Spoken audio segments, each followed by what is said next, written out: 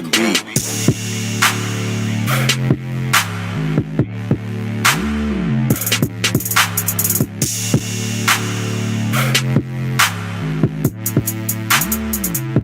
Monk on the beat.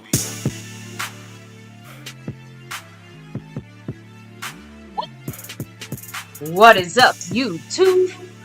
My Cowboys family here, bringing you guys the latest update on our very own Dallas Cowboys. And of course, as always, thank you so much for joining us here tonight. Take a second to hit like, subscribe, hit that notification bell, follow us anywhere and everywhere at My Cowboys Family. And of course, hop in the Discord. The link for that is in the description box down below. Hey guys, back. Is it for another quarter? No, I think it might be monthly. We'll see what happens. This might be a separate. So we had a 2 month total here, but this is our first stream of the new one of the new quarter, I guess you could say. And we're going right into this thing, guys. Training camp is here. We have the training camp preview. We're going to discuss a couple little news and notes and a couple of important things I think we need to keep an eye on for training camp. Discuss it, and boom, bang. We're ready to roll for this thing, guys, which is kicking off literally tomorrow, officially with pads, probably in about 7 to 10 days. But nonetheless, football's here, guys. What Sean Gary's telling you, number 7, it's here. Got Caleb Downs on defense. We got George Pickens on the offense. We got Tony Romo as a former retired player in the news. And we got, of course, our training camp here kicking off literally tomorrow. The players, I think, get there, if they're not there already, at the hotel in Oxnard, California. But let's stick to MCF news and notes and those that make the thing go round here, round and round, round we go. Shout out to the man from Houston representing. I know he's a Texan fan, but he represents that star here, the MCF star. Mr. John Luna is our big winner once again for last quarter. He's back at top. You see him right there, actually at the bottom there, sponsor of the quarter. I'd say back-to-back like the 90s Cowboys, but he's got multiple back-to-backs here at MCF of My Cowboys Family. So shout-outs to the man, John Luna, on that star level, by the way. That's right, representing. And other representation here, like Jeremy Betts, who is our Cash App King last quarter. Big shout-outs to him. You see, we also have our gifting membership, which is NDN Boogie, still the one man up top there. And is that I'm trying to think if that's everything. I think that's everything. I might be forgetting something there. But You have our Cash App Kings. Yes, there it is. Yeah, I mean not Stream Boss. Stream Boss. Calvin Richard, much love to you. He's got 89 points on that Stream Boss, holding it down in the green. Now, I also want to say sponsor of the quarter, yes, right now represented by the man John Luna, but we have, leaders here on the top of our board. It could be new leaders here, although very similar to last month. Very similar leaders as of this moment. We got Aussie up there, and John Luna tied in first place. Jeremy Betts there in third. A. Lavelle in fourth. Top Dog Bay Bullies in fourth as well, in a tie with Justin Quarles, the Q man, and Sandy Adams. Shout outs to everybody there. That's all the way up to tied for fourth. Then we get to eighth place. Tied in eighth is Darren Posey, Alana Hanslu, JD from DC, William Burney, and tonight, Tony Wimbish. We also got Skeptical Fan dropping a little $2 holler there for a thanks. Always staying skeptical. Yes, always staying skeptical. And I think I did forget one person on here. Jeremy Betts, who is he's currently our Cash App King, but he currently is the Cash App leader. So he did drop he just said for support after our last stream, which actually was the next day, which I think was the new month. So shout out to the man Jeremy Betts, who is currently in first place on the overall board. When it comes to the Cash App side of things, nobody on the leaderboard when it comes to the gifting membership. No gifted memberships yet. And again, Calvin Richards still holding it down with 89 points. There's a lot of ways to support the channel. You got memberships in here. You got the thanks button, the way of dropping love here. You have the super chat, which should be right there, a little dollar sign in the bottom of the screen. There's also like I said, the membership. You can join a membership. You can also gift memberships. There's all those options there. The gifting winner every month gets put up on that top of that board as well. So shout outs to him. Jeremy Betts is there, by the way, in third place by himself. because it was through Cash App, and that's a break. That's kind of a tiebreaker in a Tiebreaker. way, yeah. So I gave you a couple ways we do. We see through the YouTube side. What about the After Dark? Call it the After Dark way because that's the way we do it on the MCF After Dark channels. There are 4 different ways to help the channel outside of YouTube. Of course, you have the Cash App money sign My Cowboys Family, the Venmo at My-Cowboys-Family, the regular PayPal link, and of course the other PayPal link, the paypal.me Yeah. slash MCF 2017. Yeah, and of course, like you guys know, I mean, we're gonna have a raffle for last quarter, raffle off a jersey, but there wasn't many. It's been the off season, so it's a little slow as they're turning around here, and into the training camp season, preseason, and regular season is getting closer and closer. But as I clear the board here, you see a couple of people or places, things that must there you could win the uh if you are in any of these kind of memberships. Again, if you're in the star level membership, you get 2 bonus raffle entries. That goes to Aussie and John Luna right now. So shout out to both of them for this upcoming raffle for the last quarter, which we'll be doing, probably in the next couple of weeks or so. Then we also have the Over Everything. I'm sorry, Over Everything gets 2, Star gets 1 membership, and then of course the sponsor of the quarter, John Luna, gets a bonus raffle entry. That's right. I think we may, if not hit once, maybe none. So that might be the only people involved in this raffle coming up. Very, very elite raffle, we should say here, with John Luna having 2 entries, um, Aussie having 1 entry. I think that's everything maybe for this time around. May have Seabass, not Seabass, may have JD Burton in there. I'm gonna have to double check it. Either way, we'll do the raffle live here probably in the next few weeks. So stay tuned for that. Um, but again, top person gets a raffle entry on here as well for the quarter, month, whatever we're doing. Now, there we are, baby.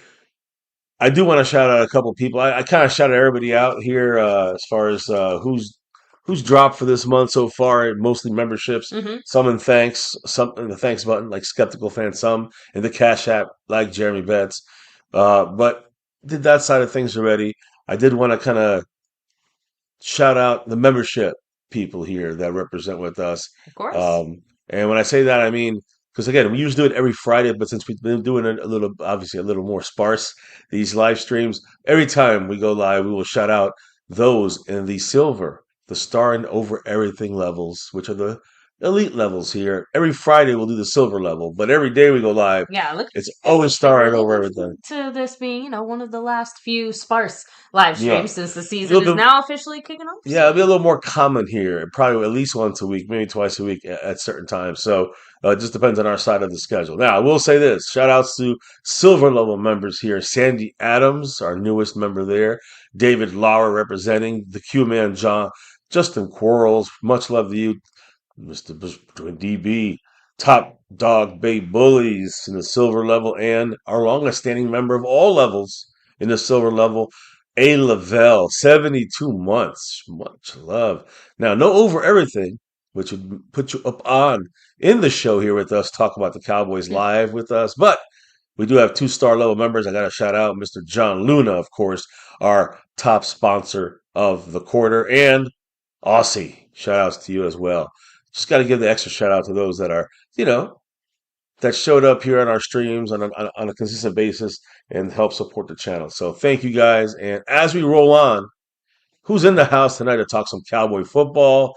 Maybe drop a little love with some questions attached to that. We'll see what happens. But maybe who's in the house tonight?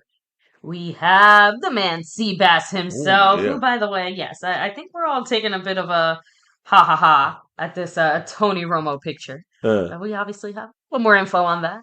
We have Mike Aldana, the man himself in here, Mugshot Romo. I kind of said it. Better Romo than a starter? Oh, Karamawani, hello and hi. Definitely feeling a little bit more optimistic about this season than the last. It's funny. Hopefully you guys have seen the America's Sweethearts during the off season. So I feel like that's a good little, summer show to get us ready for the football season. So it's not football, but yes, I understand. James Macias, what's up? Always pure fucking Cowboys. Aztec Aguilar 04. Shout out to you. Much love. Thanks for joining us here. By the way, shout out to Sweet Z27. new to the channel here, I'm new to the show. Wish you guys the best in the Cowboys. A fan from Boston, Massachusetts. I hope you're around here discussing some Cowboy football. We used to do this like all the time, every single day, pretty much, for a good, what, 7 years. But now schedules change, things change. We do it, we do it as often as possible. We definitely do on camera live streams for game day reactions 99.999% of the time in the last 10 years. All those videos should be up. We do it as a family. We do it just my wife and I. We do it at the airport. Wait, what? Mm. But it's a lot of fun, but also heartbreak following our Dallas Cowboys. But it's always good to have other fans that feel the same as we do here on this side of the microphone. Well, So, hey, we know this is going to be the season where we finally get to. Well, are we I drinking? won't say it Are in we drinking the jinx it, right? Kool Aid again? 30 years, Hey, no Super it's a new Bowl. season, and I don't know. For better or for worse, our team always seems to have a better season after we just got our asses absolutely kicked. So, considering how disappointing this past season was, I'm not saying we're gonna go and somehow knock it out of the park. Yeah, I do expect better though, and I do think the Cowboys are gonna deliver on that better yeah. to a certain extent. So, and hell yeah, there's Cowboys fans in Beantown. Like I said, there's polar bears in Antarctica right now, repping the Cowboys right along with the Penguins. There's aliens somewhere going saying literally in their alien language, "Go Cowboys." Yep. So shout outs to everybody. Thank you all, and let's get this show on the road, so to speak. Yeah, so obviously, well, what's been going on with our Well, Cowboys and in the NFL world and all right. that this offseason so Well, far? first and foremost, guys, is the offseason officially kind of comes to a close, and we get to the training camp season, the preseason side of things. Some quick NFL news and notes. The Niners recently, guys, this happened a couple of days ago. Niners coach Kyle Shanahan, head coach, suffered significant injuries in a car accident during his summer break in mid-July. It's going to leave him limited when it comes to team, opening up their training camp in the Niners. Shanahan broke his nose, three ribs, his hand. Oh, He damn. needed over 40 stitches in his face and suffered a severe concussion. And this happened on July 14th. So the news came out about 10 days afterwards. They wanted to keep this a little bit on the DL. Not really sure what's going on and what happened as far as drugs, alcohol. But point is that he suffered his concussion this accident on July 14th, in this car accident when he collided with an SUV near his California home. So something to keep an eye on there when it comes to his well-being. I hope the best for him. But of course, fuck the Niners. But I'll say this, you know, I'm hearing things like he might not be able to be partaking on a lot of the preseason game stuff and training camp stuff. Yeah, I mean, But the it's kind injuries of he up. hurt It's up in the air. that's just a bump and a bruise. He has a concussion. Yeah, He's got like broken ribs and shit. yeah. So, The good thing about concussion, you don't have to bang his head against other players, out there. But yeah, you you gotta be have to careful. imagine it's going to impact his thinking, his ability to strategize, and other things like that. Hmm. So, look, if I'm a Niners fan, I would not be happy personally. Well, I'd be worried So, about his situation it also there. kind of feels Yeah. like, wasn't it the Bulls in the 90s or something? Who was that coach that got hurt because he got into a bike accident? Oh yeah, for the I don't know. It just Portland it's Trail. I I think don't it's Portland Lakers. Lakers. I think it Lakers. was Okay, Lakers. Yeah. sorry. Just I was gonna say I'm like I couldn't remember what team it was, I but forgot who it was. no, it was the Lakers. Yeah, Westfield. No, it wasn't Westfield. I'm not sure. Anyways, Back to you. the point is that yeah, Shanahan. Hope for the best, but it's not about being. To me, it's more just like how will this affect the team? He'll be all right. How will this affect the Niners team? Him not being there, leading the coaching staff, leading the players with their vision for their team in 2026. I don't know, but fuck the Niners, and that part, I guess, is one of those kind of side things that's going to happen no matter what. It's going to affect the team in some ways. Will it rally them? Will it make it more difficult? We'll see what happens. Now, do want to talk since you talk about concussion. Former NFL lineman Jordan DeVay or Devy, but DeVay is what I'm going to say. He died by suicide Oh, a couple days ago at 38 years old. fuck. His parents believe he suffered from CTE, and then I'm going to move it over here to our own cowboy that passed away last year, number 94, Marshawn Nealon. He died by suicide Of course, last November 2025, literally after a game, he recovered a block punt in Yeah. the end zone, but he died by suicide there at age 24. He had stage one CTE, which was announced very recently, last month or so, that he had stage one CTE officially, even only at 24 years old. And this was according to a post-mortem brain tissue analysis. Stage one, just so everyone understands, this is how serious it is. Like he killed himself over having stage Yeah. one CTE. That's the lowest level on a scale of 1 to 4. Like 1 to 4 is like one, you want to kill yourself, like you kill yourself. So imagine what 4 might be. So it's crazy there. That's the lowest level. His family released the results of the analysis performed by the Boston. Speaking of Boston, there by the Boston University CTE Center. What did they kind of?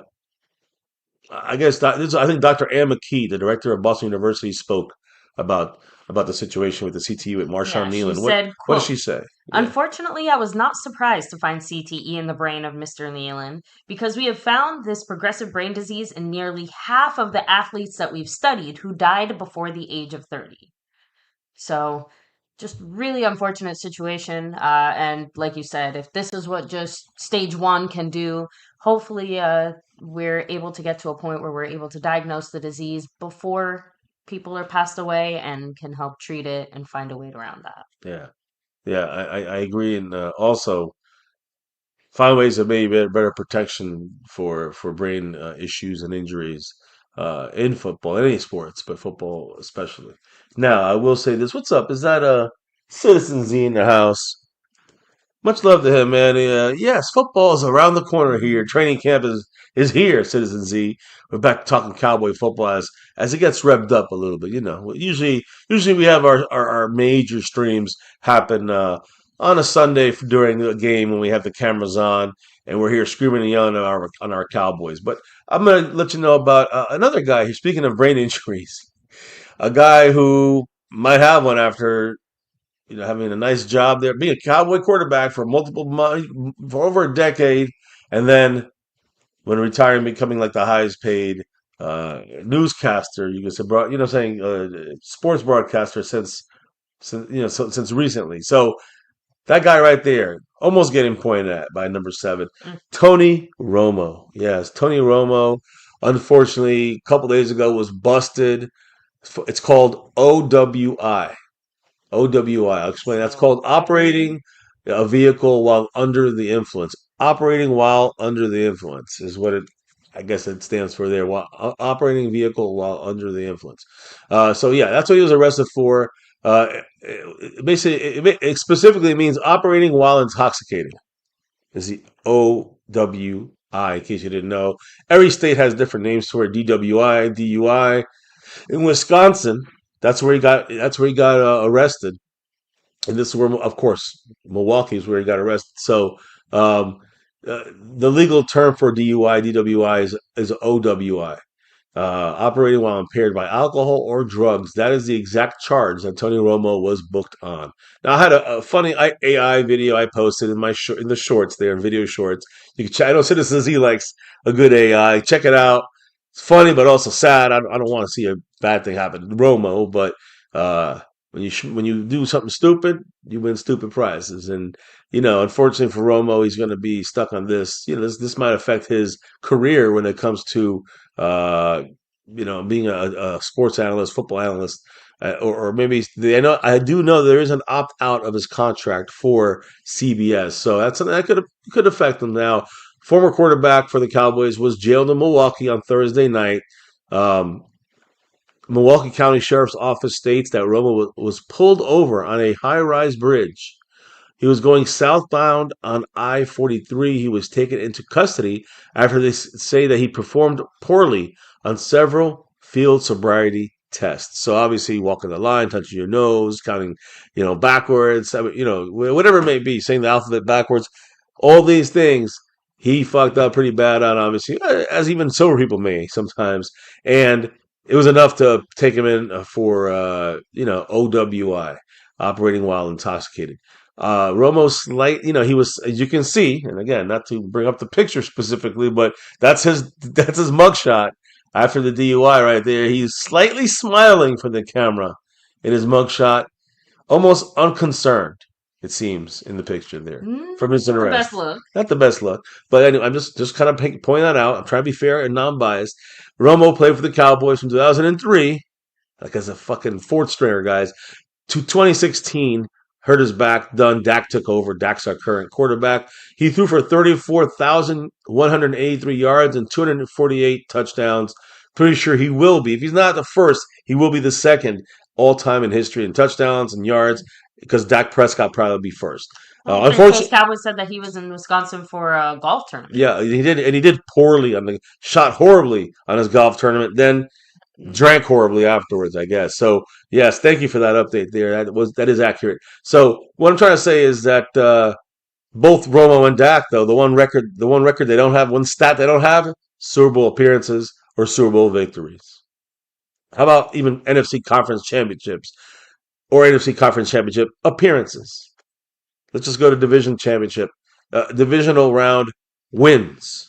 Neither have won. Just saying. So this is a plague for the Cowboys for 30 years. It's not just on Romo or Dak. It's the culture that Jerry Jones built, but those are the guys at the helm in the last 20 plus years here, almost 30 years of no Super Bowl victories, no conference championship appearances for 30 years for the Cowboys. Anyways. Sorry, Seabass said, "No, Lucifer, I didn't do nothing. You're under arrest, not me." That's the video. Check it out. It's funny. Listen, most fans know Romo, recognize him. Even if you're not even a football fan, know who Tony Romo the hell is. You do know that he does do maybe a little sports casting there, NFL broadcasting with CBS during football games. He's also married with 3 kids. This is his first arrest in his life that we know of. He's scheduled to appear in court on September 21st. That's the Romo quickie there. Any quick comments on that when it comes to this What's topic, up, so to Kenzie speak? man? So, Kenzie in the house. let me see here. So, no, Citizens, he said, "I like how he jumps."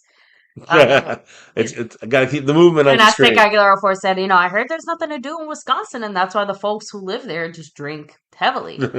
Well, apparently also Yeah. the folks who are visiting also Yeah, but drink he heavily. originally he's from there, isn't he? Yeah, that's kind of one of the things I was jokingly saying in the chat. Like, damn, for Tony Romo to get busted basically in his own hometown, like, how wasted do you think he was? So, Yeah. I think the more curious part, for those of you guys who didn't know, in Wisconsin, this is basically like a misdemeanor traffic ticket. Not joking. For a little understanding, here in Florida, that would be like the equivalent of like a first class felony at this That'd point. be like murder. They go hard on DUIs here. So he Oh, unfortunately did kind of become a meme. Like I said, I'm just kind of glad we're talking about former Cowboy player and not current Cowboy players yeah, being in the news for DWIs or OWIs. So agree. I'll bring up something else about that in a minute here, but I did want to say one last thing, and I should have said it earlier. Although it hasn't been affected, Mr. Calvin Richards still got 89 points in the stream boss. But any $5 through the super chat or more automatically hits the goal. We have we have 0 out of 20 right now. But basically, if we hit the goal 20 times during the stream, and again, remember, like if someone drops 10, I'm going to count that as hitting the goal twice. So if we do hit the goal, everybody who's on that list that hit the goal, every $5 goes towards basically goes to a raffle entry to our jersey raffle. Just a little extra fun, but we have to hit the goal, or else we don't get there's nobody added to the raffle. This past raffle, we only have 4 entries, so that's why I was thinking, hey, you know what? Give everybody a chance to get into this raffle with only 4 entries. Throw in a couple names here. If we do hit 20 goal hits, so to speak, $5. And again, it doesn't have to be only through Super Chat. It could be through Cash App. It could be through PayPal. I'll still count it. I'll have a record. Even if it's, whatever the number says on the screen, I'll have it. And remember this: if we do hit the 20, times, I guess 20 goals, 20 hits there on the goal bullseye. If we do hit it, everybody who hits it after that for $5 or more is automatically entered as well into the raffle. So, but we got to hit the entry first. And we're already going through a couple pieces of news. I wanted to make sure I brought that up. I forgot to bring that up in case for those that are interested, if at all. Doesn't have to be. Doesn't hit the goal. Doesn't hit the goal. That's fine. Now, Are you planning on going live after dark as well tonight? not Or probably not. Not sure if I'm gonna have time to do that. Um, I'm already gonna be behind. So if I do go live, it'll be a lot later, probably, oh, probably. But I was wondering because Citizen Z asked oh, in the chat. oh So yeah, what's up, Mrs. Z, Jared Mrs. Z in the Jones house. Yeah, said I'll Roman's see. got 2 rings. It just happened to be around his wrist.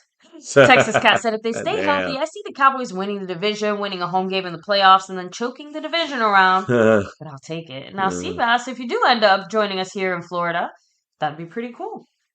Yeah, that's awesome, man. And shit, man, it's so many good people all around. It's awesome to have met so many of the fans here on our channel. 40. By the way, today, literally before we went live, 46,000 subscribers, and I know they're spread Wild. out over 9 years. So at some times we had like active 200 people. Sometimes we had an active 2 people. It just depends. But it depends on the season. It depends on all these things. But it's always been a fun time here on YouTube talking about our Cowboys, which is what we are. It's number one here on this channel. I'll say that. Now, after dark, there's always a chance I can do an after dark here and there, music or whatever. But we'll see what happens. We'll see what happens over there. I'm not planning to, but sometimes not planning to. If I get my shit done quick enough, I go on for an hour or 2 or 3. We'll see what happens over there. Either way, this is the only definite thing tonight. Is this stream? Now, let me continue here, back on track a little bit, because you talked about like Romo off season, right? Yeah. Former Cowboy in trouble. He's not the only former Cowboy in trouble. Former NFL star Cowboy player Marcellus Wiley arrested in Florida Mm. on domestic battery. According to jail records obtained by TMZ, Wiley was booked into the Orange County Jail on July 4th. So July 4th there, 250-year anniversary, not too fun for him. And the charge was domestic battery. 51 years old, remained listed in the jail system following the arrest. According to custody records, he's being held without bond. Details surrounding the incident that led to the charge and who was involved were not available. At least I don't know yet who it was. But it's not the first time he's made headlines this year. In April, earlier this year, he was accused of sexual assault by 4 accusers. And in May, Wiley denied the allegations on an episode of his own podcast, saying, quote, they are attempting to leverage lies for personal gain. As they say, assassination by accusation. That's their goal. They're trying by lying. Now, I'm just going to say this. He is nearly a 10-year vet, almost 10 years in the NFL after being selected by the Buffalo Bills in the second round of the 97 draft. He also played for the Chargers, Jacksonville Jaguars. Don't forget our Dallas Cowboys. I think he was a Pro Bowler in 2001 with the Chargers when he recorded 13 sacks with the Chargers. But following his retirement from football, he transitioned into broadcasting. So that's what you might have heard if you guys know Marcellus Wiley, big Cowboy star. We also had Ryan Clark. I think was it Ryan Clark? He also was released from ESPN literally a couple days ago on the TV, crying, saying things I don't agree with, but he was he's usually been a big Cowboy side taker there, just like Marcellus Wiley. Both guys will not be with ESPN anymore, but he had been with ESPN and Fox. I say him, I mean Marcellus Wiley, and he went into broadcasting, a familiar face on all these little podcasts or shows or whatever it may be on ESPN, Fox News.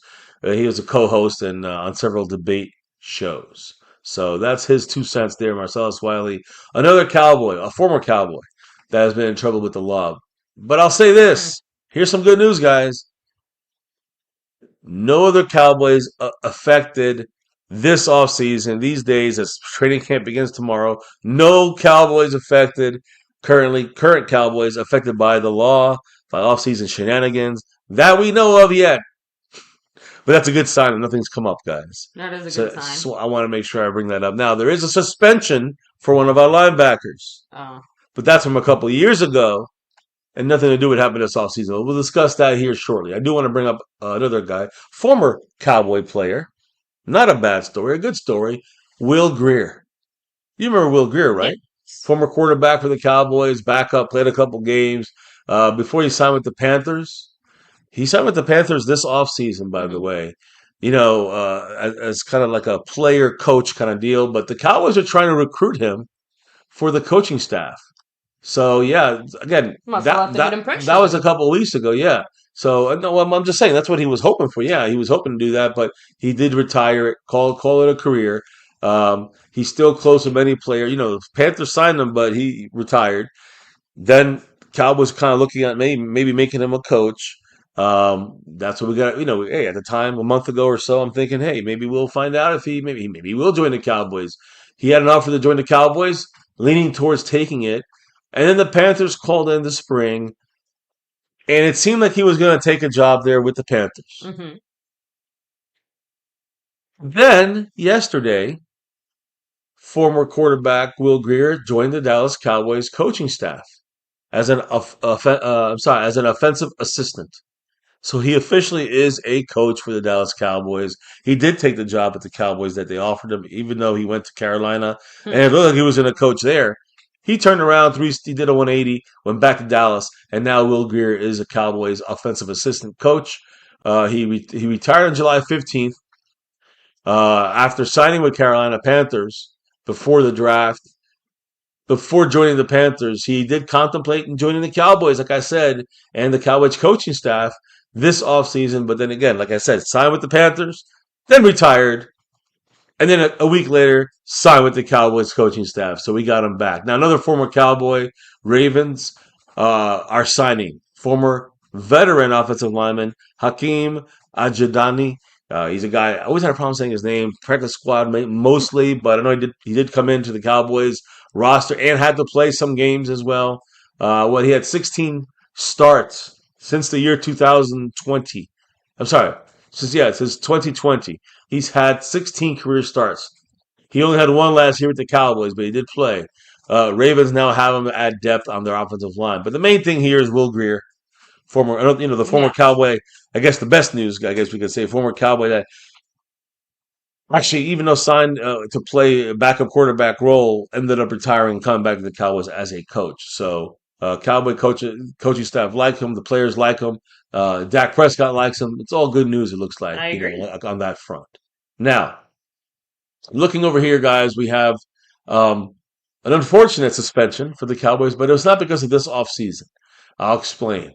The Cowboys have lost an edge rusher for the first 3 games of this season. Hmm. NFL announced that reserve backup defensive edge rusher Charles Snowden has been suspended for the first 3 games of the NFL season.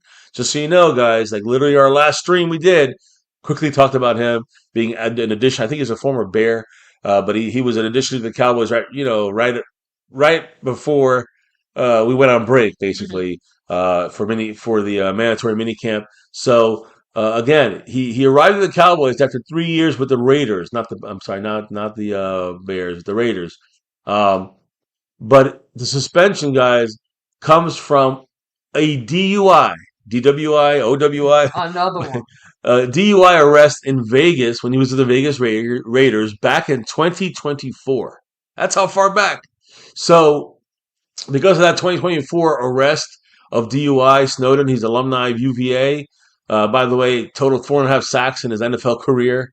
Had a career best 3 of those sacks in 15 games with the Raiders last year. So last year he showed a little kind of turning the corner somewhat, Snowden. Could he be a decent player, edge rusher type linebacker, outside linebacker type guy? But earlier in his career, he didn't do much. And again, on top of that, he has a 3 game suspension from a arrest in Vegas and DUI for DUI. Now, we'll talk about him as a linebacker slash edge rusher. He is 6'6". He has a lot of athleticism and is a attractive risk, I would say, to bring into the Cowboy team.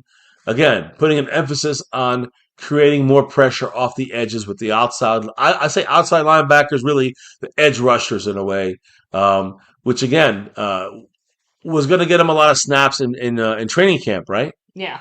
The suspension is a step backwards for Snowden. So, of course, this adds to an uphill kind of climb for him, I would say. It's going to make it a little more difficult to make the team. Get reps for the Cowboys now. Added more players this offseason to kind of have a rotation. Cowboys have Sam Williams. They drafted LT Overton. Those are reserve roles alongside Snowden. Also, Cowboys are expecting some kind of when we picked up Snowden a month ago or so, Cowboys knew he was going to get probably suspended. There's already a word. They knew about this DUI, not a secret. So it's a matter of just the Cowboys already were knowing this was going to probably happen. So can't be too surprised about this. Probably factored into us even getting him. Yeah, probably getting him for a cheaper rate. Exactly. That's the way. That's the way. Cowboy special. That's the way the Joneses do this thing. So Cowboys were expecting some kind of discipline from him and some disciplinary action against him when they acquired him, having knowledge of the incident from literally a few years ago, from 2024. All right. Now he's not going to be eligible. Let me make this clear though. Here's what I think is going to happen, and you can tell me what you think, baby. Okay. But what I think is what definitely is going to happen is that he's not going to be eligible to play week 1, 2, or 3 of the regular season as of right now. I mean, he could appeal it. We'll see what happens. But right now, he's not going to play the first 3 games of the season. But he does have all of training camp and all 3 preseason games trying to make an impression on Christian Parker, Cowboys' new defensive coordinator, and, of course, the rest of the Cowboy defensive players and staff. So I just want to make it clear, too, though. He only has 4.5 sacks in 6 seasons. We're not missing a great player here, and he's only had like one, or kind of like okay, maybe he's gonna come out, make it around, and maybe be some kind of a good reserve player as an edge rusher. When he had 3 last year, 3 of his 4.5 sacks in his 6-year career. So he's not a major key player in the Cowboys system. He's more of a camp body / a rotational piece if he makes the 53. So what I think the Cowboys are going to do with someone like Snowden is pretty simple. Charles Snowden will play a lot of, he's going to take some reps, but, I know he might, it's going to be hard to get reps because other guys that they know definitely going to keep or see if they have a better chance to stay on the team will get reps. But my thing is, I think Snowden will get enough reps in training camp and preseason to see if the Cowboys want to keep him at all. Worst case scenario, even, let's just say the Cowboys are not, let's say the Cowboys, he sucks, and the Cowboys cut him, no problem, whatever. But let's say the Cowboys are still not sure. Cowboys easily put him on the suspension list, the non-injury list, which is a suspension list. I think they have to miss 4 games. So he might miss 4 games. And then the Cowboys will have to make a decision and if he only has to miss 3, misses 3. My point is that when it's time for him to come back, the Cowboys are going to decide, okay, after 2 weeks, 3 weeks, 4 weeks, do we have enough linebackers and outside rushers? Or do we need another guy like Snowden? Did he show us enough that we can, even if he sucks in preseason, they still might keep him. But the way that our previous last few years have gone, we're probably going to be really, really happy we made this move, even if it's just for a game or 2. And not saying he's going to be, I'm just saying, not saying he's going to contribute all that much, just saying that there is a very good chance that other outside factors, I'm trying to not say it so I don't jinx it, but the point is injuries really laid into us. I'm just saying that he doesn't have to be the greatest guy, even if he's just a body that, like you said, has shown enough that he's worth keeping around long enough to keep around. And that's still a question that has to be answered. Because again, 6 years, 4.5 sacks, that's shit. I mean, you know what I mean? I said, it's a body.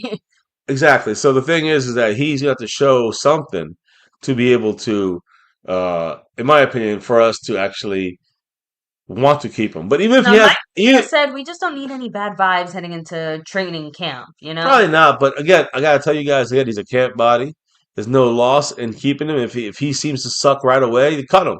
But if he doesn't suck right away, and he kind of shines a little bit. If let's just say best case he shines, Cowboys put him on he's not going to hit on the 53-man list, guys. He's still on the suspension list. Yeah. So he'll go right to suspension. And exactly what Seabass said. He's on the commissioner's naughty list, so it doesn't even count as a right. Exactly. So it's not a loss until we have to let him go. That's my only point. So 3 weeks, 4 weeks, probably the most that we can keep him without making a decision. At a certain point, after 3 or 4 weeks, we got to make a decision. Is every player on our 53-man roster better than him? If they are, then he's going to be cut. If he's not, then he stays on, and we have to cut someone else. Or you know what else could happen? Someone could get injured. Hey, move him to the injury list, and he moves off the suspended list onto the 53-man roster, which has happened multiple times. Our first drop of this new quarter, it is the one and only man who represents that stream boss, Calvin Richard, in the house with that 5 on it. The first goal hit bullseye tonight. Powering himself up Much on the love. stream boss there, Yes. Calvin Richard with a $5 holler saying, That's right. we need as much depth as we could get. Injuries that really hurt us the last couple of years. So, and that's why I said that. This is worth the chance. It's, again, we're not paying him Dak Prescott money here. So I don't mind having layers and depths to this team.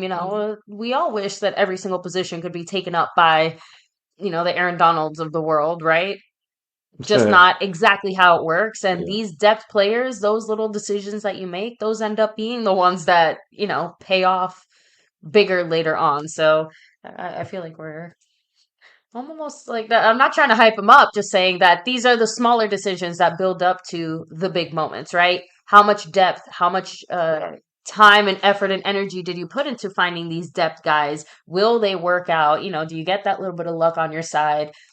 Do we get, quote unquote, lucky enough that this guy can do something for us? Like you said, 4 sacks. 4.5 sacks in 6 years, that's crap. But again, like you said, he's a depth player, rotation player. Can he physically be on the field when we need him to? Two things he needs to do. What's your special teams play like? Exactly. No, I'm not joking.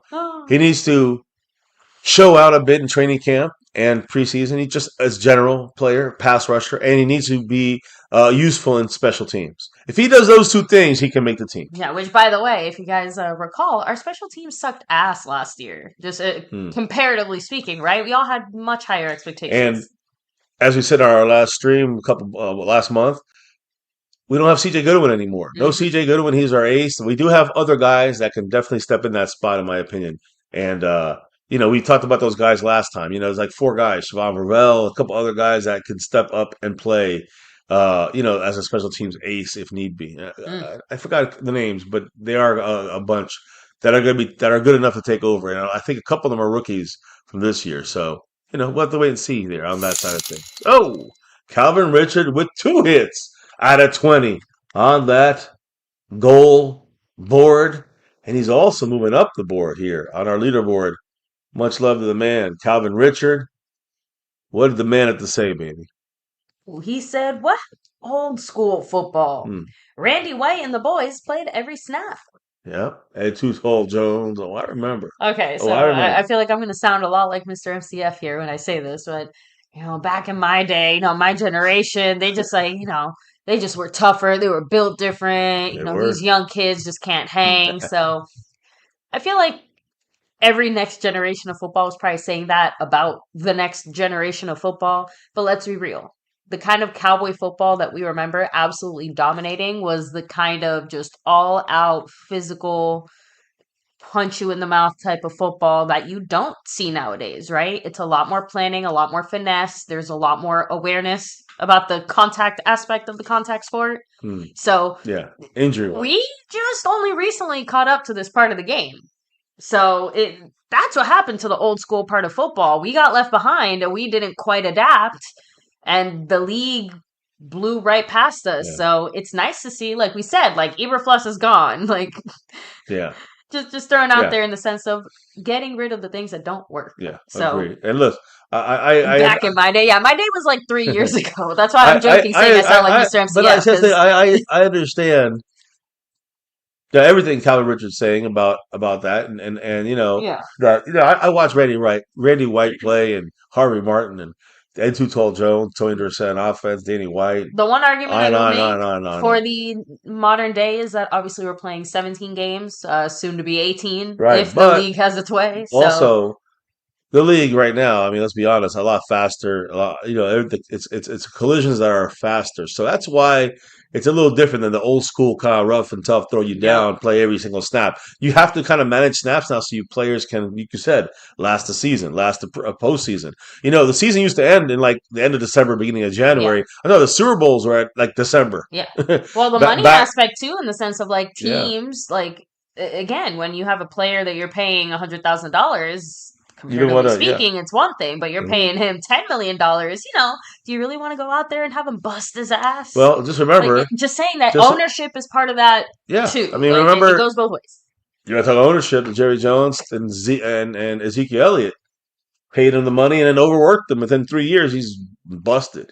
And that's the problem with the Joneses. They, as you said, maybe about ownership, they unfortunately ownership can or coaching can run a player into a hole after paying them a shitload of money. Great for them, bad for the team.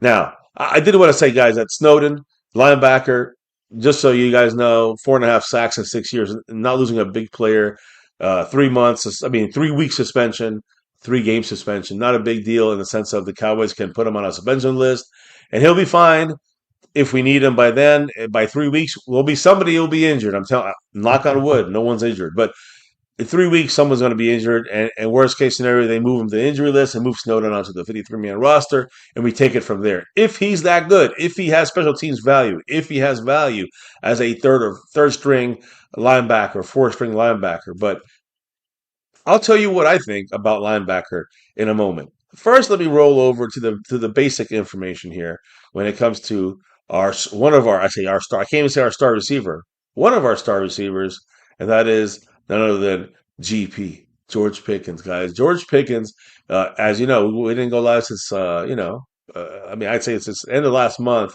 I'm sorry, the middle of this month here. So about a week ago, the deadline passed, guys, for as we usually have to deal with almost every single year with Dak Prescott, the franchise tag. So again, deadline passed. Cowboys now Mm-hmm. have George Pickens automatically reaching a deal for 1 year, and it cannot be moved around or chopped up. It's got to be all hit on one salary cap season. So Cowboys were not able, and George Pickens. I knew this. Guys, it's not a surprise for me, maybe for some of you guys, but we knew George Pickens was not going to sign a long-term deal with the Cowboys. That's a fact. He wanted over 35 million. We're already paying 35 for CeeDee Lamb. We're not going to give him 35 to 40, which is what his asking price is going to be. So this is not a surprise.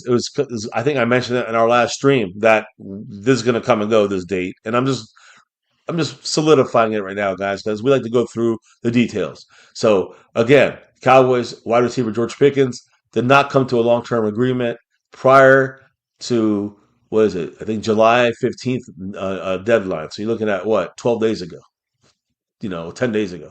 So both sides did not negotiate a Mm-hmm. long-term deal. Cowboys had franchise tagged them. Now the Cowboys, instead of a long-term deal, to lower the hit of the salary cap this year, have to pay the full salary cap hit of $27.3 million, which again is cheap for someone like George Pickens at this point. So yeah, can't move his money around. Can't move it, like Yeah. can't cut it up into to 3 years or move voidable years.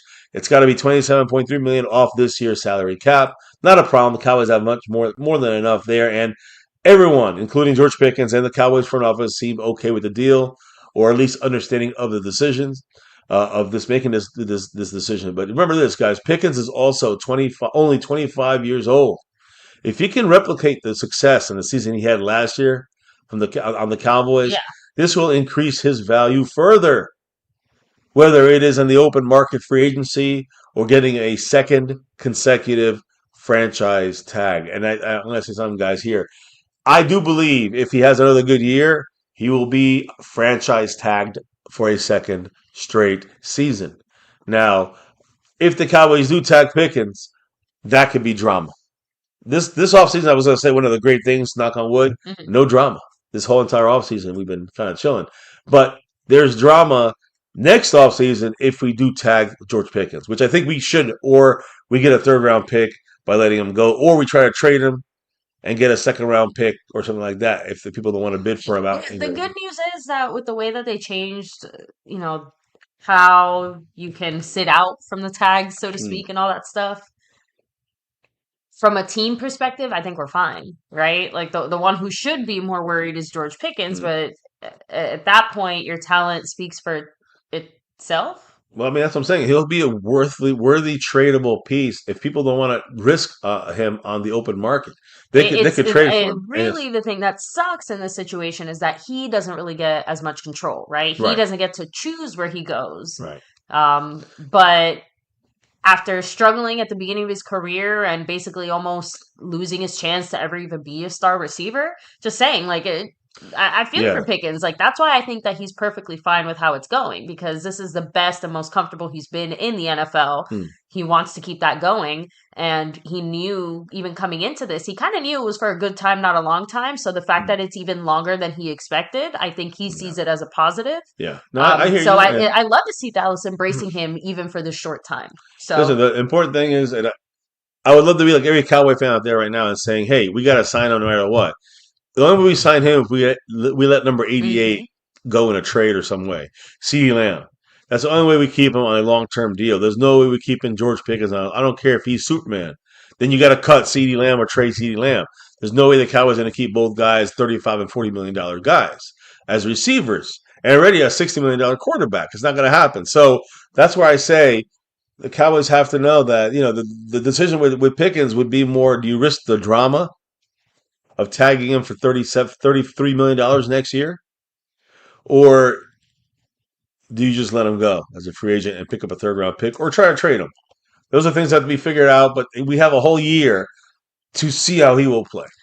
I mean, there is also technically the risk that you tag him, no one else kind of wants to buy him, and now you're stuck, you know, Yeah, no, paying a disgruntled player. No, no I mean that's the on a whole thing. tag. No, if the Cowboys tag him, no one can get him. I mean, the Cowboys have to trade his tag away to somebody else. The point I'm trying to say is the Cowboys franchise tag him. It's not nobody has a choice to get him.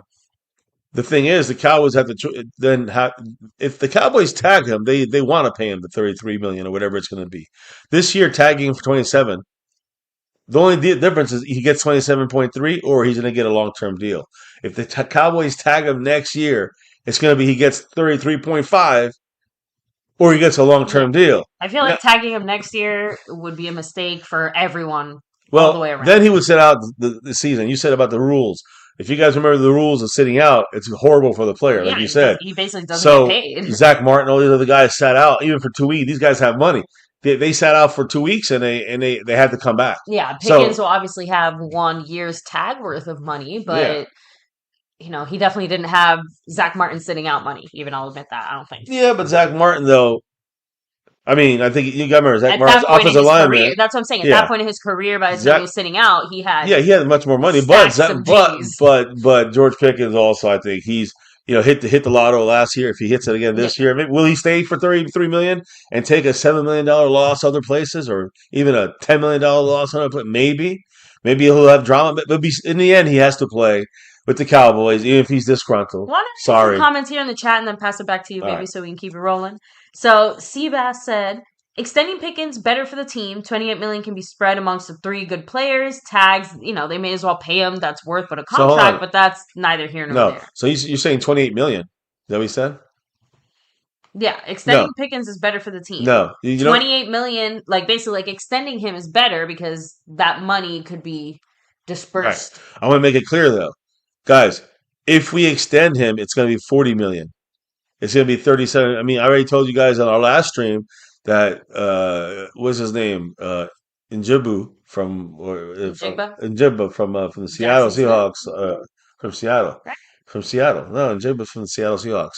And I'm just trying to say, like, these other guys that are out there getting paid big money are not even as good as Pickens, and they're getting $37 million, $40 million. Yeah. Salary cap goes up every year, I know. Yeah. right? Yeah, Every no, single it year? does. It That's what does. okay. The salary cap goes up, but Yeah, for a are second we I was spending our like, entire salary cap on Pickens? Like the remaining no, cap? Karamawani was just saying like, oh, does the salary cap go up like Yeah. every year? Yes. For a second I was like, wait, does Yeah, it? Like, yes, it does. every year probably, and again, it probably go up more and more, 20, 25, $30 million a year, but now you're paying Dak's contract still. So we got to think about that. That's going to be taking up some of that chunk of money. So Now, it's CD's Kenzie Vance contract. threw it out there too. And by the way, huge shout out to you, Kenzie Vance, because he's like, I've been watching you guys, Yeah, since brother. I was like 12, 13. I'm Damn, 19 that's now. You guys crazy. helped me learn football, It's become awesome, a brother. Cowboy fan, like a real Cowboy fan who Hell knows yeah. his team. Appreciate But it, he said man. when it Much comes to love. GP, I don't really worry because he's playing this year and that's all that matters and we just need to create space for him. So basically like the next year stuff can be next year's problem and it's good to know this, but where we're happy for that to be next year's problem, we're in a good position to have figured it out for this year Think, now. think about one thing too. Another thing, actually, think about next year and the problems. Hey, listen, Sounds like Monopoly money we're talking about. how many years do we have left with this crew? With Dak, CD, even and Pickens. I mean, just not many years. I mean, the offensive line we have a better chance to like go a little farther with those guys. Like extra couple of years with them, especially offensive linemen. But the Dak, George Pickens and CD thing is going to be done. That's it. And Ferguson, this is going to start breaking up in the next couple of years. So let's stop, being blind. We got to start getting ready. Quarterback's going to be in the horizon. We're going to have to forget about George Pickens. We're going to have to eventually forget about CeeDee Lamb. And we're going to have and I say that as in like in 5 years from now. By then, it'll be a whole different team in 5 years with a new coach. Maybe it'll be Christian Parker.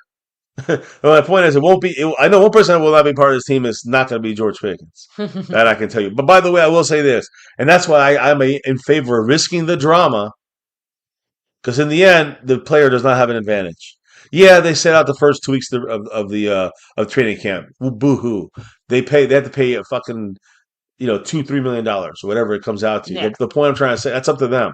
My point is George Pickens is going to be making $33-34 million. That's more than enough in the sense of like as our number 2 receiver. Now is it more than enough for his value? And his market worth is $45 million next year. But with the Cowboys, his worth is $33 million because he's the number 2. That's the way I look at it. So, but I will say this, and I think in a lot of ways George Pickens is better than CeeDee Lamb. I think in a lot of ways CeeDee Lamb is better than George Pickens, but they're both a very good complement to each other. And I'm going to say this: George Pickens last season. This is what I'm trying to say. That's very important about Pickens. He led the NFL with 305 receiving yards when a defender was less than a yard away from where the ball arrived. So in 2025, guys, he was the number 1 receiver in the NFL. He led the NFL. He had 305 yards receiving when the defensive player was a yard in his face, away from his face. You understand how difficult it is to catch the ball and get them many yards and be number 1 at that? And that's why I'm trying to say he's better than CeeDee Lamb and every receiver in the league at that jump ball 50-50, high pointing that bitch. That is his thing. That's contested. Yeah, so 50-50 balls, that is all him. That's his specialty. So someone like Dak. Isaiah Calvert Richard when he said, that old school football. Yeah. It's like, how many dudes can basically still hold their own and dominate that type of close physical space? Yeah. When you're looking at that kind of play, not many right now. And that's the thing I'm trying to say is that for someone like Pickens, and I'm going to let's just say Dak. Dak who throws the ball erratically at times. Okay? People could criticize him for that.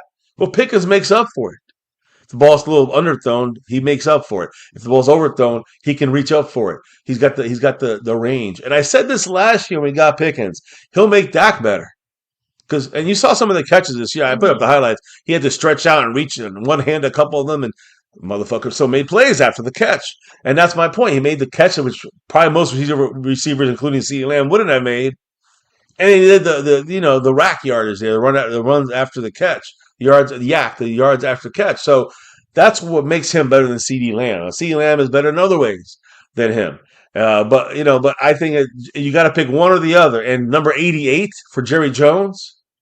Just the number 88 is what's going to win it out, unfortunately, if you are a fan of GP here. I think that's why we keep CeeDee Lamb. But if you want to keep the better receiver of the two, George Pickens may be him. And again, what is he? The same age?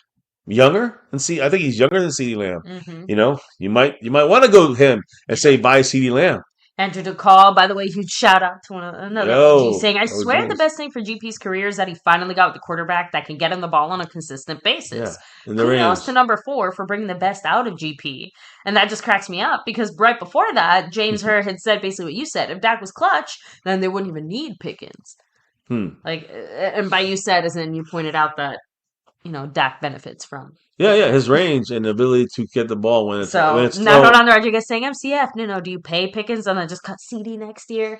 One of the things you got to remember, guys, CeeDee Lamb, I don't care how good or bad he is, he's rocking that 88. Yeah, the So 88 Jerry is Jones the is going to difference do maker there. everything in his power to make sure that that looks good for the Yeah. brand. Now, as I continue this discussion, we can go from Pickens and we talked about Dak, right? Well, let's talk about Dak real quick because you know what?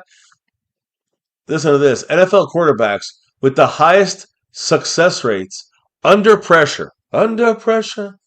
So you're looking at a quarterback under pressure, and you're looking at George Pickens, a receiver who can get the ball in any range and in his radius. You know what I mean? And he's fantastic with the defender's face. So you got Dak under pressure. Dak, he has the highest success rate under pressure, not last year, but over the last 3 seasons. So, and by the way, it has to be a minimum of 400 passes. That's just the way it is for all these guys. You know the list? Here's the list. Patrick Mahomes, I think he is sixth on the list, 35.5% under pressure in completions, with completions, I should say. Brock Purdy is fifth, 37.6%. Josh Allen, 37.7%. Lamar Jackson, 38.1%. Joe Burrow in second, 38.2%. Dak Prescott, 38.6%. And that's, again, success rate, meaning completing a pass for a successful play. He is number one. All these other great quarterbacks right now you see on this list: Mahomes, Purdy, Lamar Jackson, Burrow, Josh Allen. Dak is number one when it's under pressure time and making a big play. So Dak's number one in the last 3 years. Now, I also want to say this: did you know that Dak Prescott, Jake Ferguson, Joe Milton, the backup quarterback, Brevin Spanford, tight end, Trayshawn Holden, they all worked out together with Pro Sport Performance in Dallas. So they had a little get together there. I'm sure with Dallas's lead there, with basically Dak and a couple of his pass catchers, whether it's tight end Ferguson, whether it's backup Joe Milton as a quarterback, tight end again, backup tight end in Spanford, or probably a practice squad receiver in Trayshawn Holden. But he got them all working together. Also, shortly after that, all the Cowboy offensive skill players did the little that little annual summer retreat, which I'm pretty sure was Oh, that's right. That's been a yeah, bit of a pretty sure it tradition was now. yeah, pretty sure in Atlanta. That's where it happened. But yeah, him and all the offensive skill players were at the annual summer retreat, headed by Dak Prescott. Of course, just so you guys know, Jake Ferguson was there, and Brevin Spanford was there, and Joe Milton was there, and Trayshawn Holden was there, and also CeeDee Lamb was there. Also, George Pickens was there. Love to see it again. So, like we Yeah, just said, the unity on this team and the camaraderie, the togetherness. Love to see the yeah, consistency in it. and And yes, extra love to see yeah, Pickens there and see. and of course you get other guys in there like Turpin, Flournoy. You're gonna get Schoonmaker. I saw Schoonmaker working out with them. I'm just saying, like, you're gonna see the whole offensive crew there, and not just the tight ends and receivers. You also gonna get running backs, and I say guys like, yeah, I don't know about Javante Williams, but Jaden Blue, you better know he better be down that fucking field, Jaden Blue, in the right way, used the right way. We'll see what happens. We'll talk about him because he's one of my views. One of the guys, the matchups to watch, and really one of the guys to watch in training camp. But anyways, that's Dak's situation, guys. He did a lot of stuff, camaraderie style. But then we also have the offensive line getting a little camaraderie, especially the Tylers. Yeah, listen to this, guys. First and foremost, Tyler Guyton. Ooh, I guess not Tyler Smith, but Tyler Guyton, Terrence Steele, and rookie Drew Shelton worked out with Big Duke Manyweather at offensive line's mastermind training. I do know that Guyton was kind of like the leader of the group there. Steele did some work there, but I know Guyton did a lot of work. Rookie Drew Shelton did some work there as well. And I did post some video on that, so check it out there. But I would say it's more for the more than a Tyler Booker or Tyler Smith. I would say the Tyler Guyton and Terrence Steele, the left and right tackles are the big ones to kind of keep eye on. It's a big year for the bookend tackles, and both of them are working with masterminds there. Like I said, Tyler Guyton and Terrence Steele, left tackle, right tackle, and then rookie tackle Drew Shelton. So just a little insight there to what's going on with the Cowboy team in the offseason before we get ready to talk about the training camp, baby. I know that there's a quote that I think you asked yourself of Mm, head coach Mr. Schottenheimer. So Shotty. what does Shotty say again? Super Bowl is officially on February 14th, and Schottenheimer, you know, So this is about. Schottenheimer loves talking about saying the fact plan on being there. I like that he doesn't shy away from like, hey, let's talk. Super Bowl's the goal. Other coaches won't say the words, but he does know the standard. What did the man say? What did Mister Shotty have to say about the Cowboys February 14th and the Super Bowl? He said, quote, I want to win it for the people under my leadership. I want to win it for Dak Prescott. I want to win it for CeeDee Lamb and Quinnen Williams, for your players that put in so much, hard work and the sacrifice that goes into what we do. From us as a coaching staff, it's the hours, it's the mental strain of game planning. But for the players, they put their bodies on the line. I make no qualms that that's the goal. The Super Bowl next year is February 14th, 2027. We plan on being there. Let's go. Let's go. Hey, Hey, love the confidence, but the we reality we is, know that there's a culture problem in Dallas, and we also know that that's not just going to change overnight. mm, I do love that Shoddy feels like a step in the right direction, yeah. right? That's it. That's the point. Like you said, other people, you say the word Super Bowl, it's like you're saying Lord Voldemort and Yeah. Hogwarts, like why are we jumping? Why are we scared? This is what we're like. This is what we're working towards. This is the whole point of everything we're doing here. Hmm. So, right, Jerry? Right, Jera, Jerry? Jera. Yeah. That's it. So Just had to throw in yeah, my no, little no, of personal course. pizzazz on Well, that. listen. I think that it's just coach talk. I know, but I And like Shoddy's energy he's got better to than keep. McCarthy. Listen. He's got to keep the standard. It's winning the Super Bowl. Nothing more. Nothing. I mean, that's it. It's Super Bowl or bust. That's the way it should always be. But it's got to be more than words. It's got to be action. And so, just so you guys know, a couple days ago it was 50 days till kickoff. Actually, technically now we're under 50 days till the Love first it. Cowboys football game, Week 1. And I guess I have to put it on the screen for us to see here. But Week 1, open the season against who, the usual team, New York Giants. But we will have a couple preseason games before that. Which Snowden, by the way, the linebacker who got suspended for 3 games, he'll have to miss the Giants, Washington, and Baltimore game. But he will be able to play in the 3 preseason games if the Cowboys don't cut him, and he can also practice the entire training camp, 5-6 weeks of practice, and then once that week of the New York game starts that Monday, he cannot practice anymore for 3 weeks. He'll be on the suspended list. But that's the way it looks there. That's the schedule, and uh, we're 50 days. We're like 40 something days away, guys. But more importantly, what's up next? Let's talk about it because that's how we're going to end the show. So getting your thoughts, your questions, drop your love. I see Mr. Calvin Richard. He does have 99 points on that stream, boss. And shout outs. And I did update the board as well. So I wanted to make sure that everybody's on there correctly. As you can see there, Calvin Richard moved up in a tie for 4th place there with Sandy Adams and Justin Quarles and with the bullies over there and the whole crew. Shout outs to you guys, Mr. A. Lavelle and everybody. But anyways, so the Cowboys training camp. Let's talk about that real quick. And I'm gonna pop up the screen right here. Let's put it up here. Cowboys training camp. The Cowboy players, and you'll see video on this channel on the shorts video portion. Outside of the Cowboys, they're looking like they're from Mars. On the right, the training camp portion of things starts literally tomorrow. Now, when I say tomorrow, no, they're not on the field. No, they're not hitting each other. No, tomorrow they land in Oxnard. Now, I'm sure some of the players will go solo like Dak, whatever, but 98% of the players go together from Dallas, fly out to California, and land in Oxnard or near Oxnard. Take the bus to the hotel, and you'll see video of them coming in tomorrow with their, with the coaches going into the hotel tomorrow as they arrive on Monday in Oxnard.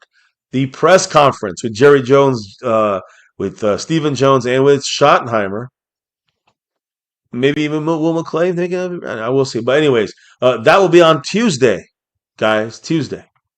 And as you can see there on Wednesday, what is that? July 29th is the first open practice to the world, you can say. But the Cowboys, I'm gonna tell you this, so you guys know what's happening behind the scenes. Monday they land and get in the hotels. On Tuesday, while there will be a the not a ceremony but an opening um, press conference. The Cowboy players will be checking in officially, I think, on Tuesday, checking in during the press conference, basically, and that part's not open to the players.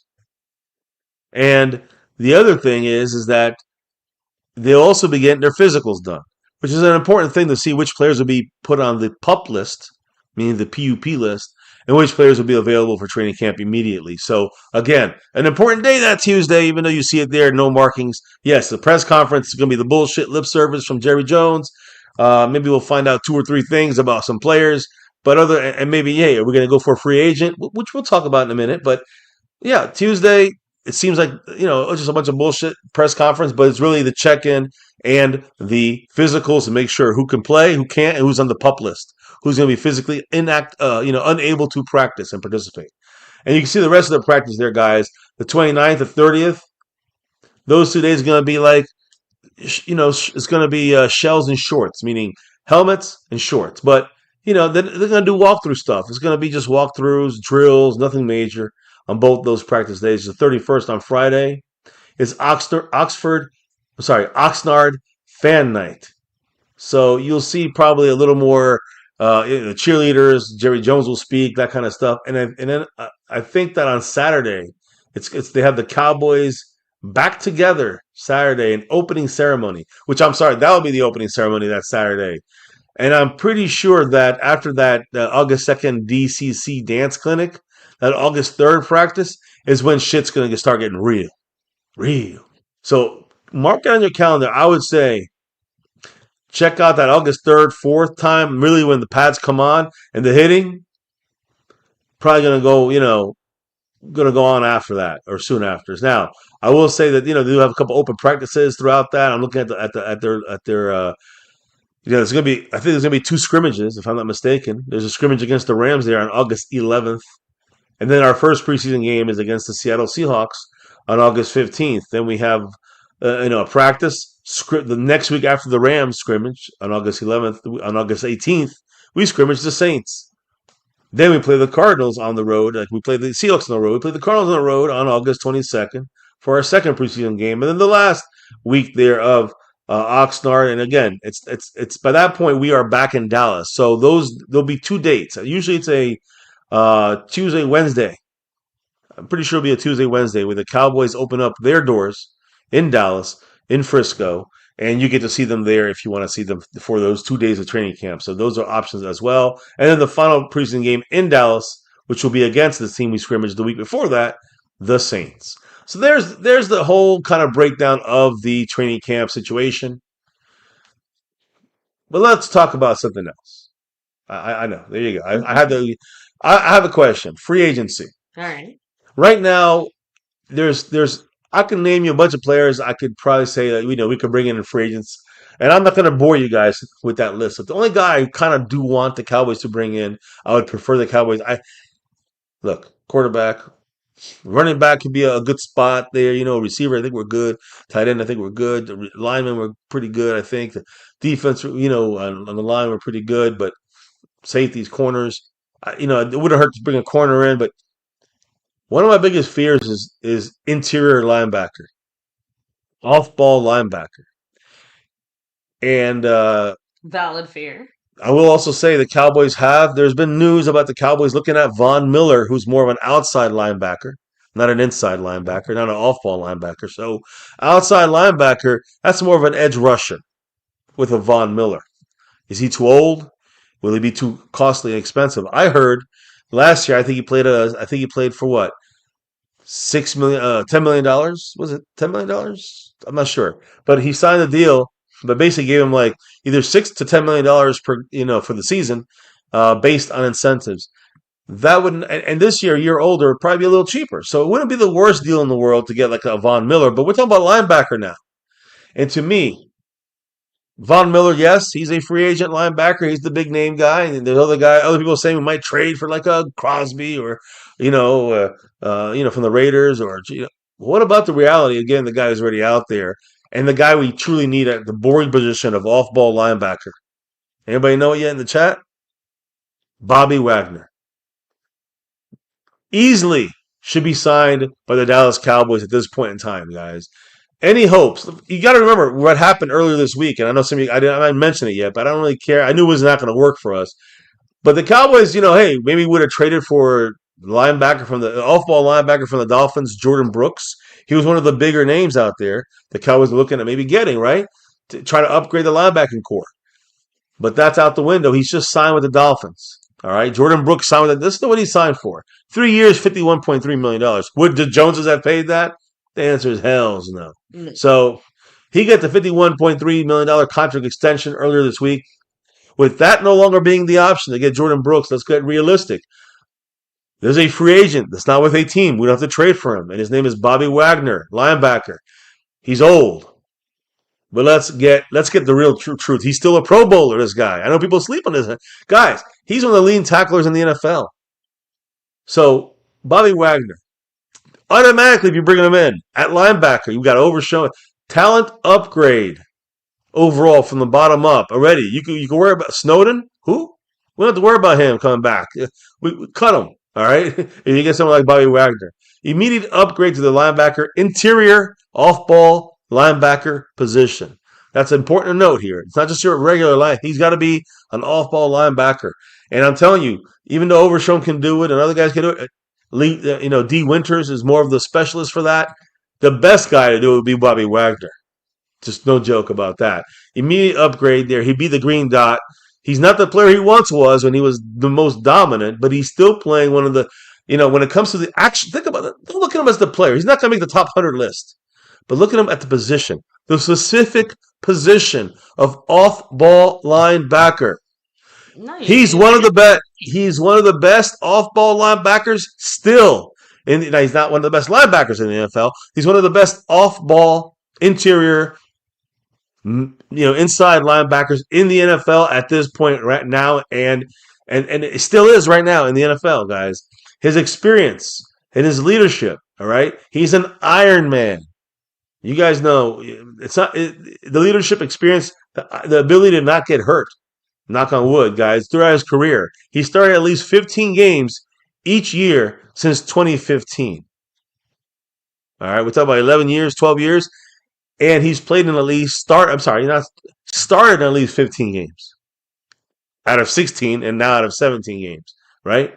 And again, each season's all 17 games in the last 2 years he's played as well. At his oldest.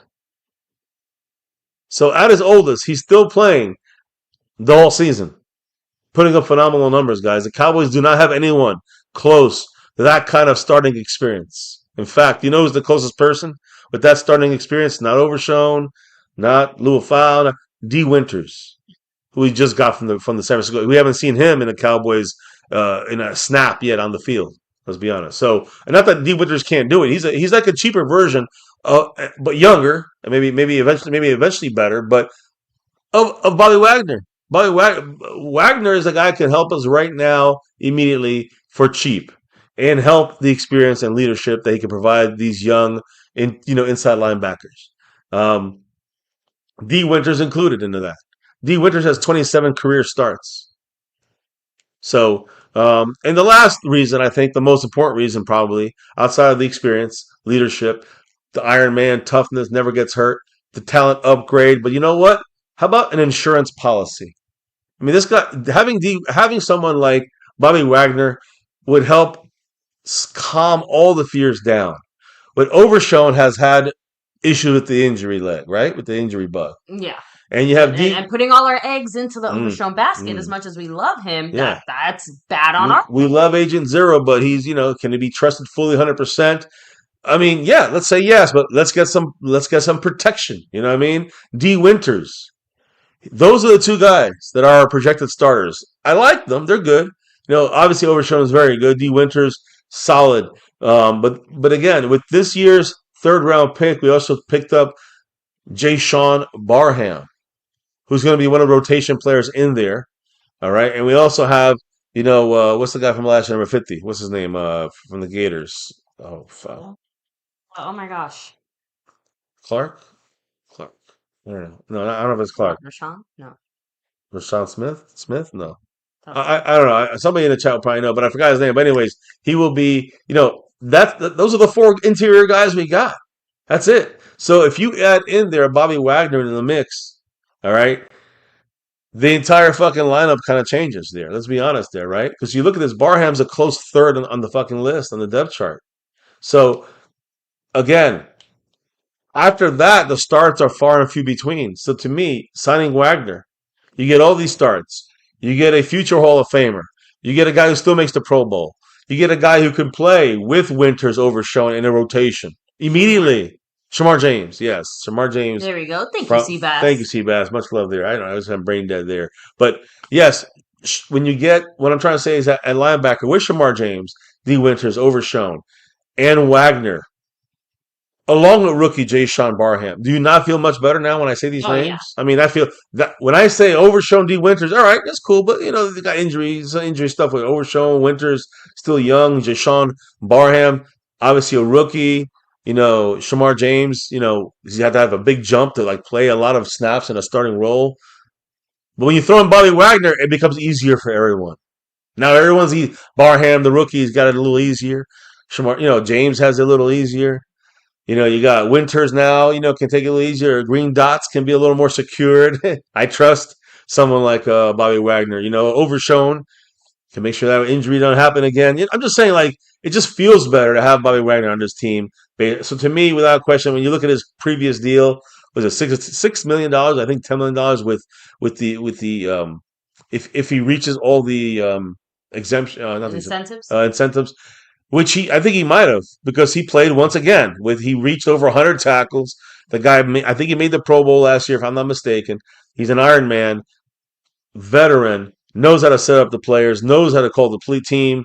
I'm just saying, to me, no brainer. Get him on this team if you want to. That's to me one of the major guys you can really help out this entire defense. With someone like him, and not just the play calling and the setting up with the green dot, but also the linebacking youth that we have inside. He would automatically bring extreme veteran leadership and experience to the defense, but specifically the interior linebackers. So, finishing this up, guys, a couple last things before we finish up. I don't know if anybody has, I'll shut up for a minute. In fact, I'm going to drink some water here.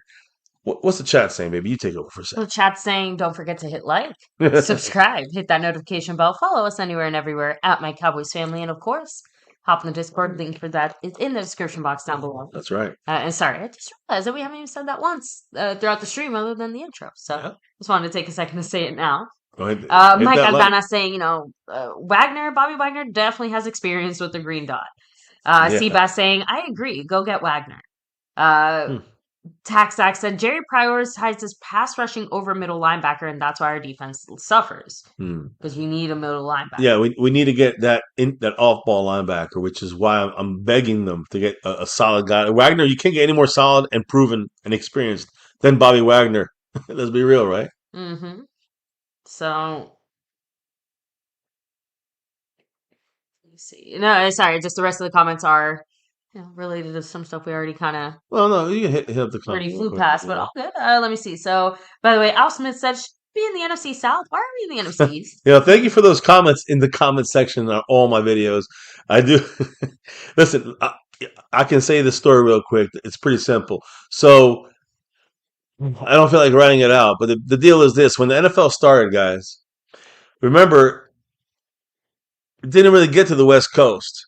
So, the Cowboys were kind of like there were really no Southern teams either. If you think about it, the Cowboys were the most Southern, so they kind of didn't have the South or the West. So the Cowboys had to be lumped into the East or the Central. Now, obviously, Central or they kind of call it the North, right? But They were not the North. So they were kind of lumped in with DC, Philadelphia, DC, New York, and then the Cowboys snuck in there. They were like the odd team out. Remember, they also had the St. Louis Cardinals in there when they had the division there. But If anything, the NFC East was basically like we'll just shove all you guys together. well, for a little bit it was. But the key is this. Here's the key, bro. Here's the thing, and I'm glad he asked the question because the truth of the matter is that it all comes down to the rivalries that were established in the years that those teams were together. They were not going to break up certain rivalries. They're not going to break up. They'll never break up the Packers and the Bears. I know they're from the same region, but my point is that they'll never break up the Cowboys and the Washington Commanders. They'll never break up the Cowboys and the Eagles or the Cowboys and the Giants. Now they broke up the Cardinals. That was easy. That was no problem to break the Cardinals up because there was no real legacy there. And the Cardinals eventually ended up moving to Arizona, which they became part of the West. Makes sense. For most teams, it makes sense, but you can also see the reasons why it didn't happen. And when the NFL started, remember it was the Dallas Texans. I think it was the Dallas Texans. They moved to Kansas City, while the Dallas Cowboys came in the year later. And there was a lot of politics involved in that to get the Texans to move to Kansas City and make sure that the Cowboys city was available for one team and one team only. So, that was the big deal for that time frame. Again, I got to reiterate that the Cowboys were the most southern team and one of the most western teams when they were. I know that the Niners and Rams were there, but they were in a different. I don't even know if they were in the NFL at the time or not. I'm not really sure. But the point is that the Cowboys had the rivalry set up. They were the closest teams. Like there was no middle southern teams in the league at the time. Yeah. Cowboys were the only team left. They were the odd team left to go sticking with Washington D.C., Philly, and New York, which are all in the vicinity of each other. They're in the Northeast more so, right? So the only the closest team in the East at the time, I'm trying to think, was there. There was no Dolphins, there was no Jacksonville, there was no Tampa, there was also no Saints, and the Falcons may not even have been there either if they were there. The Cowboys in 1960. They were the only team. Yeah. You know what I'm saying? You think about that. The no Tennessee team, right? Does everybody agrees with me, all right? Everyone hears me on this, right? No South Carolina, no Panthers. No, all of a sudden we're in DC all of a sudden. So that's why the Cowboys were picked and stay in the NFC East. And then they would have been if they sucked like the Cardinals, they would have been moved to like the South or the Central Division. Yeah. But because they were good, and the Cowboys were great and still are. But when they established so many good rivalries with teams like Washington, Giants, and Philly, they were not going to break that up. So that's an NFL move right there. And you got the story there, brother. You finally got. I hope that satisfied your curiosity there. Anyways, go ahead, baby. Any other comments? Let me see. Nate Rosario, what's up? Yeah, Rolando Rodriguez. Yeah, Tony Romo was the only one who got in trouble before training camp. Well, it was Tony Romo and Marcellus Wiley. This is Wallace. And then Mike Aldana just saying the same thing you said. The Cardinals were part of the NFC East before they got moved. Correct. Yes. So, yep, 100% there. Now, let me finish this up strong. Our last comment here, which is really about training camp, and I'll throw up the training camp schedule so we can keep it ready. But I want you guys to tell me, baby, I want you to tell me what you think about this. These kind of, I have a list of about 15. This is your MCF 15. All right, be about 15 minutes, and we're done with this show. So send in your last comments and thoughts right now. So, what's your thoughts on these camp battles, camp matchups? And let's start off with maybe the best one here: CeeDee Lamb, Caleb Downs. They're going to be against each other all the time. Number 88, number 13. They're going to be up against each other, okay? There's probably not a better learning opportunity for Caleb Downs than covering Lamb, especially if he's in the, again, I'm saying Caleb Downs because Caleb Downs will be covering the slot. And you're going to see a lot of CeeDee Lamb playing in the slot. Mm-hmm. So that's going to be a good matchup there. CeeDee in the slot versus Caleb Downs in the slot. We're going to see from CeeDee Lamb's releases off the line of scrimmage, his route running, understanding of leverage. He knows how to punish a mistake by a defensive player. But those daily repetitions could accelerate Caleb Downs' kind of development, in my opinion. I think that's something to watch for. So when you do that, it'll have him ready to go immediately in week one and prepared him ready to have a major role in the Cowboys secondary. So to me, major matchup. CeeDee Lamb, Caleb Downs. I want to keep an eye on that and watch that. Also, staying with the receiver versus coverage, George Pickens against feisty Siobhan Ravel Jr., who to me last year, we were hoping for more. Kind of got injured, I think, at the end of the year. The point is that he was injured from the previous year, didn't get in there till later in the year, and did a little bit of stuff, but wasn't himself yet. But guys, you've seen some of the video shorts I uploaded. You'll see the fact that his cutting, his movement, his hip drop looks fantastic. So I want to see how good he's doing, especially when you look at him having to go up against someone like George Pickens every single day. So again, George Pickens versus Ravel. That's going to be because you're going to have Bland going up against the outside guy. You'll see Bland against Pickens sometimes, but you're going to have Siobhan Ravel Jr. going against Pickens, and Pickens against Ravel could be kind of one of the most entertaining matchups of training camp. Pickens is a physical receiver, making him the perfect test for Ravel's technique, which challenges his confidence and his ball skills. Ravel, another year removed away from that torn ACL in college. This battle should show how far the young cornerback, Ravel, has developed. So I'm watching those two guys for sure. Now, you guys are talking about Jaden Blue. Important guy, running back, right? See if he can be that number two receiving, kind of like a receiving option running back. Yeah. Well, let's see how he does when he's going to be going up against guys in the second team. Guys like Jay Sean Barham, rookie, who's going to have a lot of, he's a big, fast guy. Is going to be able to do stuff right away with that second team. So again, to me, this is going to be one of the more athletic things to watch when it comes to the defense, to the kind of the battle between the second team here. You're going to have Jaden Blue's burst, his speed, right?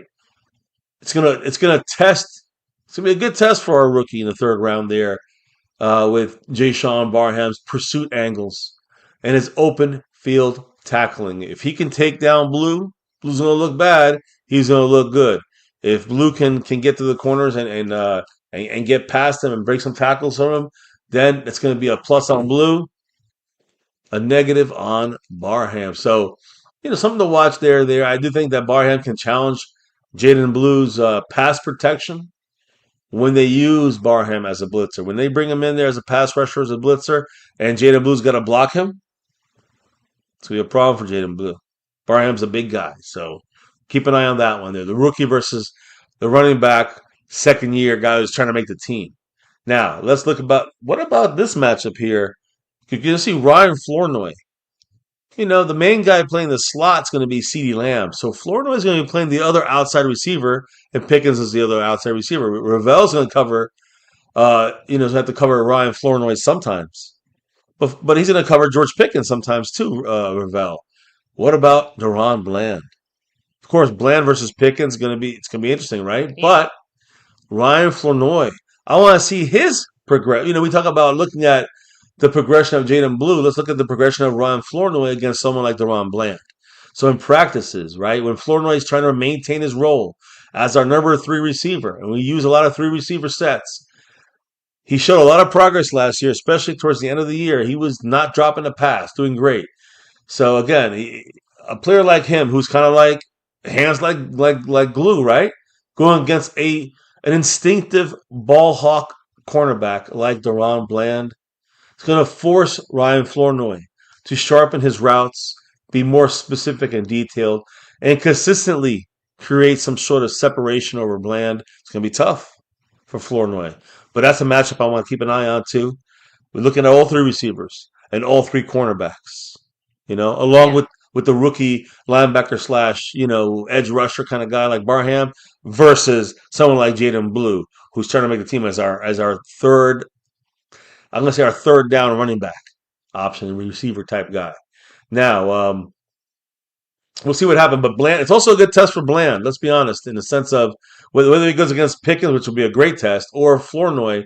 We got to make sure Bland has to use his matchup to prove that he is healthy and he's ready to reclaim his place as a Cowboys number one cornerback. It's plain and simple as that. Now, offensive line. What about look?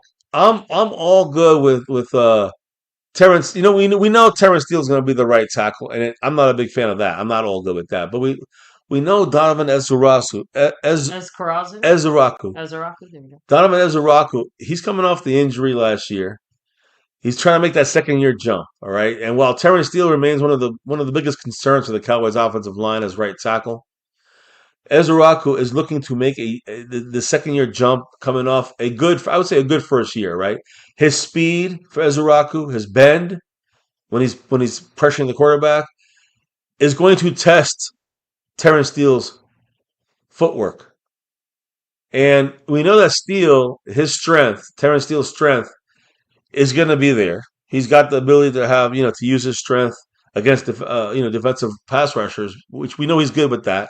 But unlike his footwork, let's say, where Ezuraku is going to test him. But he'll be able to test Ezuraku with his strength to reveal whether Ezuraku, as a pass rusher, can handle the physical demands of playing every down. That's a major look there. So, guys, watch Ezuraku in practice versus Steele and see if that power of Steele can works and wears down Ezuraku, or does Ezuraku beat him out and turn him to aluminum? Yeah, and does Steel turn to aluminum, and the footwork gets all trippy. So we'll see what happens. That's a big thing to watch there when it comes to those two guys and those matchups. Really, the last couple of matchups here: Anthony Smith, a lesser matchup, known one here. Anthony Smith versus Devin Moore. These are our last two draft picks of the 2026 draft, guys. This rookie on rookie matchup will be what the third string team looks like. The third stringer, you'll see these guys in the preseason games. So you look at Anthony Smith on the receiving side, Devin Moore as a cornerback, and it could affect the back end of two of the unsettled position groups. Both these guys are good on special teams. Both these guys are trying to fight for that 53rd spot in here. So when you look at Anthony Smith's size and his vertical speed, it's going to test Devin Moore's ability to turn around while running, while Moore's length and that coverage ability he has is going to challenge Anthony Smith to beat press coverage and win when the catches have to be contested. So it's a good matchup for both these guys on the third stringer squad. There also, I would say on the third string squad, you got Drew Shelton, another rookie, versus LT Overton, another rookie. Both these guys were drafted on day 3. These are both, by the way, they're also both fourth-round rookies as well. Both drafted in the 4th round. I'm going to have a lot to prove, a lot of chances to go up against each other when you see that third team on the field there. And again, a lot of the preseason games on the field. Drew Shelton's athleticism is going to test LT Overton's ability to push the edge, while Overton's power and versatility is going to provide a very early examination of Drew Shelton's technique and his anchor abilities. Thing is, you're going to see this in probably preseason games, second halves of the 3 preseason games, and of course, third string practices. You're going to see this in there. But I think that Drew Shelton is one of those guys going to jump into the second string crew before the training camp is over. Drew Shelton's going to probably move into that, backing up Booker kind of guy, because I think TJ Bass going to be the center backup. We got decent backups there. Nate Thomas backing up, left or right tackle. But my point is that when you look at the Booker spot, who's the backup there? Still, we don't have Brock Hamilton anymore. We don't have him anymore. So we have to. I think someone like a Drew Shelton is a good piece there that could fit there in that second team. But he's going to start third team, go up against LT Overton. And the last direct matchup I have here is Brevin Spanford. You're looking at some backups, tight end versus Jalen Thompson, the new. I would say the new cheap version of Caleb Downs. Mm-hmm. We got him from the Cardinals. And I thought he was a good player. He plays that defensive back role that can kind of do the Caleb Downs role. He could play slot, play corner, linebacker, strong safety, free safety. So he can do all those roles, but of course not as good as Caleb Downs. So he'll be in the backup squad. That's why Brevin Spanford is going to be against him. You're going to see a lot of them matching up in the second team. Spanford has an opportunity to take over Luke Schoonmaker's Yeah. spot. So watch for Brevin Spanford to actually beat the pick, the second round pick we had, a wasted pick with Schoonmaker. If he can beat him out, it's going to happen on that second squad, on that second team. It's going to be, oh, we got Johnny Boyd in the Thank you for house. subbing it up. Welcome to the family here, brother. Appreciate you, Johnny. And by the way, that takes down Mr. Calvin Richard at 98 points on that stream boss. But Bremen Spanford is looking to take that spot from Schoonmaker to become the number 2 tight end. Right now, he'll be the number 3 guy going up against Jalen Thompson, who's going to be the backup to Caleb Downs. Jalen Thompson, um, they're going to be finding out on the second string squad there. But I think that when you look at Spanford's size, it's going to create problems for any defender at the catch point for him. The difference is Jalen Thompson's experience, because he's new to the team, but he's not new to the NFL. His experience, he's very good instinctually, and he's very physical as well to be able to get to that catch point and break through there for Spanford not to make those catches. So that to me is going to be another good little battle to go on there. So we're going to see if Thompson's experiences and his instincts and physicality is going to be an actual good test for someone like Spanford, and will he be able to beat out someone like a Luke Schoonmaker? I believe he will. That's my guess. Now, last couple of questions and thoughts I had here is great thing. Knock on wood, even though it's still, it could happen during training camp. No drama. No drama, right? Yeah. Also, who's going to be the backup to Dak Prescott? Mm-hmm. I know we got Joe Milton out there, number 10, but we got number 16. Damn, what can I remember his friggin' name now? I forgot his name. Sam Howell, formerly of Washington and of the Eagles last. So we got Sam Howell as the number 3. Some people are saying he's going to become the number 2. So something to watch there in practice, something to watch in preseason. Camp, yeah. Yeah, in preseason and camp there. Who wins the left tackle spot? Now we know that Guyton's got the inside track, but Yes. we always talk about number 71. Oh, I'm sorry, not 71. What's his name? Nate Thomas. Nate Thomas has looked really good at both sides, so he's somebody that's going to be battling in that spot. I believe Guyton will win based on the fact that he's getting better. He's featured in all their freaking, their magazines and stuff like this, marketing stuff. So they're going to keep Guyton there no matter what happens. But see, it's unlike Luke Schoonmaker, who's not on their guys. They can put Spanford; he's the better player. But Guyton, even if Nate Thomas might be better or looks like a little better now, they're going to still work on Guyton to be the guy because Nate Thomas would have to be significantly better to be exactly starting over Guyton. Right. So I think the left tackle is going to be Guyton. I think that's going to be a set thing there. Now, what about on defense? I think a big defensive thing to look at here is Christian Parker. I love what he's doing so far out there. He's getting respect from players. He's kind of he's kind of like a Dan Quinn, a new Dan Quinn, like a new fresh Dan Quinn. That's what he feels like a little bit there. So his to say breath of fresh air, and I'm like, oh, that's going to sound redundant because you just called him fresh. Parker's defensive scheme. What if his scheme gives Schottenheimer's offense problems? That's something to keep an eye out for. That means that Christian Parker's defense is being deceptive and it's working, especially early on. So that's something to keep an eye on. And the last piece of this puzzle is not just Siobhan Ravel or Caleb Downs or the coverage guys, but the one coverage guy I haven't mentioned, and that's Kobe Durant. He's had a great mini camp. He's had a great OTAs and all that stuff. If he has a great training camp / preseason, he will be for sure our number 3 cornerback. And I mean Deron Blanche, Siobhan Ravel, Kobe Durant, and Caleb Downs will play that safety hovering role there in the in the slot spot there. But Kobe Durant, he's the guy to watch for. He's got the number 2 that Caleb Downs wants. So you'll know who he is when he's on that field. Kobe Durant's fighting for that for a starting spot. It could be him versus Siobhan Ravel, possibly, if Caleb Downs stays at that slot corner spot. So that's another thing to look at there, which would be a good little battle there. We'll see what happens. I think it's an interesting thing to watch for, of course, not just for the training camp portion of things, but as you can see on this training camp list, also the schedule that we got going on. And when you look at the players on this team and who makes it, who doesn't make it, um, quarterbacks, we're going to probably keep three. And, you look at the 53-man roster and things like this. Special teams, we know are three, Anger, Aubrey, and Zeig, the holder. But running backs, you got Javon Williams, you got Hunter Lipke, Jaden Blue is the question mark there. But then you got guys like Malik Davis, Phil Maffa. I like Israel Abinkanda. He's a good player for the Jets. I want to see how he did. He's number 30.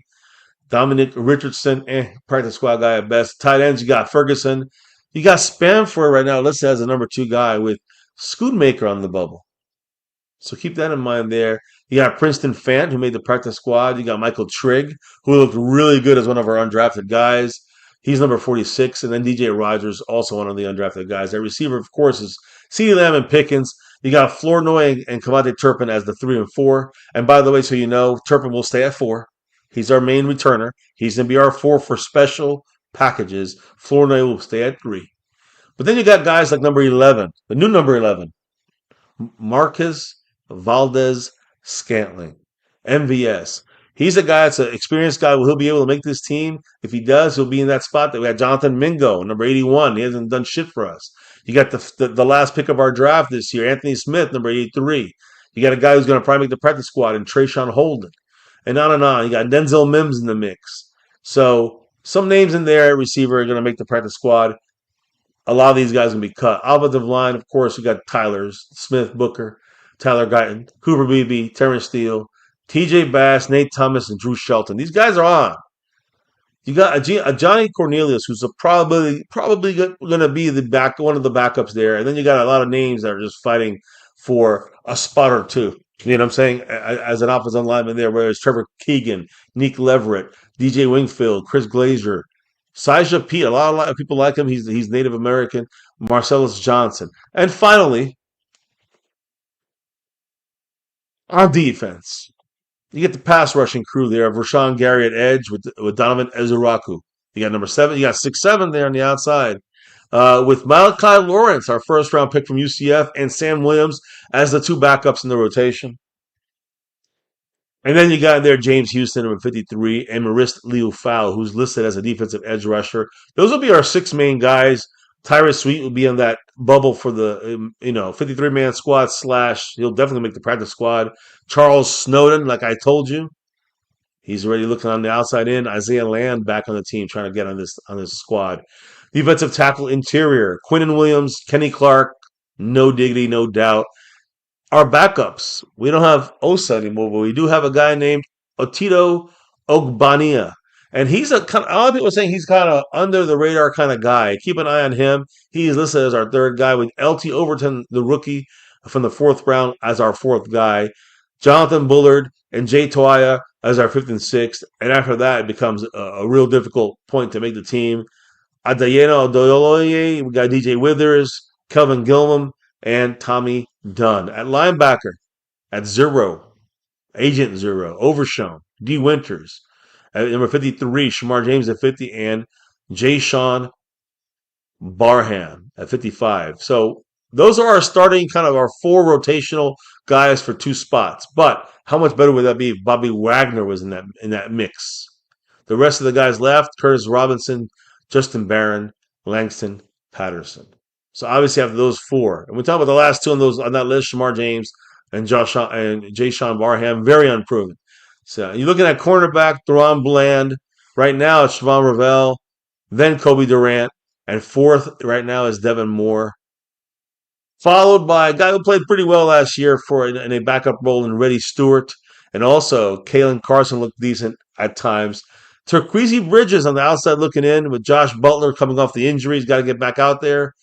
Darion Kendrick, Amir Speed, going to be hard pressed to make the 53, maybe even the practice squad. I don't know. And at safety, finally, Caleb Downs playing that all-around spot there. Caleb Downs, you got Malik Hooker and Jalen Thompson. Those 3 guys are in at safety with PJ Locke as a kind of a rotational backup, and Marquise Bell. Those are our 5 safeties pretty much set. But then you got in there Elijah Clark, who played well coming out of the practice squad. Zion Childress, who also could make the practice squad, and Julius Wood, who made the practice squad. So, guys, I mean, we got a pretty solid all-around team. But again, you add in there like a name like Bobby Wagner, makes things feel a lot better. I'm going to tell you that much. So that's my 2 cents on things. Maybe what's your thoughts on things, and what's the chat's thoughts on things? I mean, any things from you personally when it comes to training camp that you want to see? Special teams. Hmm. Let's just leave it. Which part of it, like specifically kicking? Like I said, returns. it was not great last year. I would like to see basically just a higher caliber of special teams guys, right? I feel like that was one of the things that was just majorly lacking, and you could feel it. So hopefully that means that it kind of goes into a lot of discussions you're having earlier in the stream, but our depth guys need to be, doing their jobs, right? They don't have to go out there and play like starters, but they need to do their jobs. I feel like we're asking a lot more, at least, I was going to say once again, but defensively, we're putting a lot on not as many people. So I'm overall not as concerned about the offense once more. There's a few bumps and bruises, but nothing that won't be worked out here in training camp, right? The Seabass is kind of saying it. Mims is better than Mingo. Maybe this dude that we wanted in Mims does more than Mingo did. And Mims is old already, though, so I wouldn't put my hopes up on him too much. I know we wanted him for years, and all of a sudden we get him, and now it's like Yeah, he's that means old. he's coming as a Cowboy special. Yeah. Seabass said, "Why is Schoonmaker and Lipke still here? Do they have special teams value?" No, not really. I think that it's made Schoonmaker's here because he's a number 2 pick, a second round pick, and to try and give him any chances to make the team, and he's not really going to do that. Spanford can knock him off. And then who was the other name? Lipke? Lipke is part of the McCarthy's mindset, but he plays that fullback I am optional surprised he's kind of still here, player. though. Yeah, he is. He's kind of like a Spanford or a Princeton fan. He can do that kind of role of play tight end, he got like 3 options: tight end, running back, fullback kind of situation. Actually, it's funny. I think one of the reasons that Lipke is here is because of how lackluster our tight ends have been. If they had been better or played better, we probably would have forgotten Lipke by now. But because they're all playing relatively mediocre, well, we kept Lipke. Good point. So, with that said, guys, perfect time to call it a night, baby.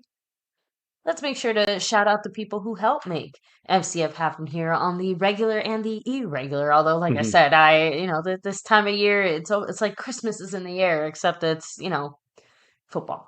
So super excited to get back into the Cowboy swing of things, especially because, I feel like most of us Cowboy fans, like we've got that underdog mentality after getting punched in the mouth last season. So definitely looking forward to hopefully kind of resetting resurgence, things. especially on defense. And you touched on this a little bit at the beginning of the stream as well, but the sun is setting on this current crop of Cowboy players, right? Like Dak has 1 or 2 years at this level.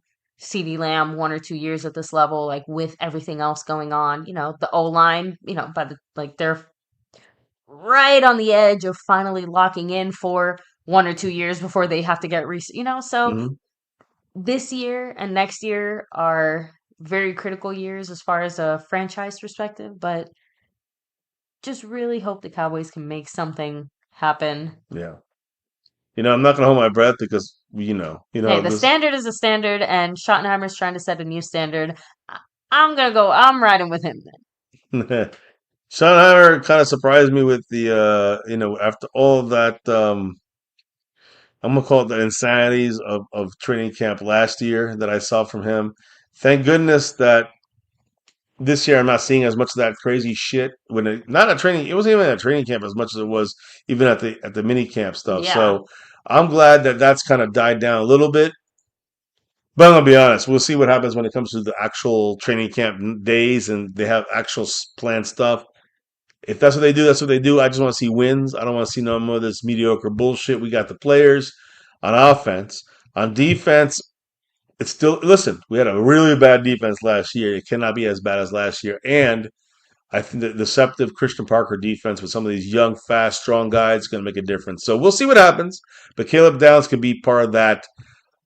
Honestly, that the biggest change, the catalyst to the change on this defense that could trickle down to every single player. So that's what I feel from someone like a Caleb Downs. I'm waiting for that number to be set so I can go get that jersey. So anyway, that's the way I see it here, guys, and I appreciate your guys' 2 cents. Leave your comments in the chat as well. I mean, your chat. You're leaving them now in the chat. Leave your comments down below if you're watching this on the replay.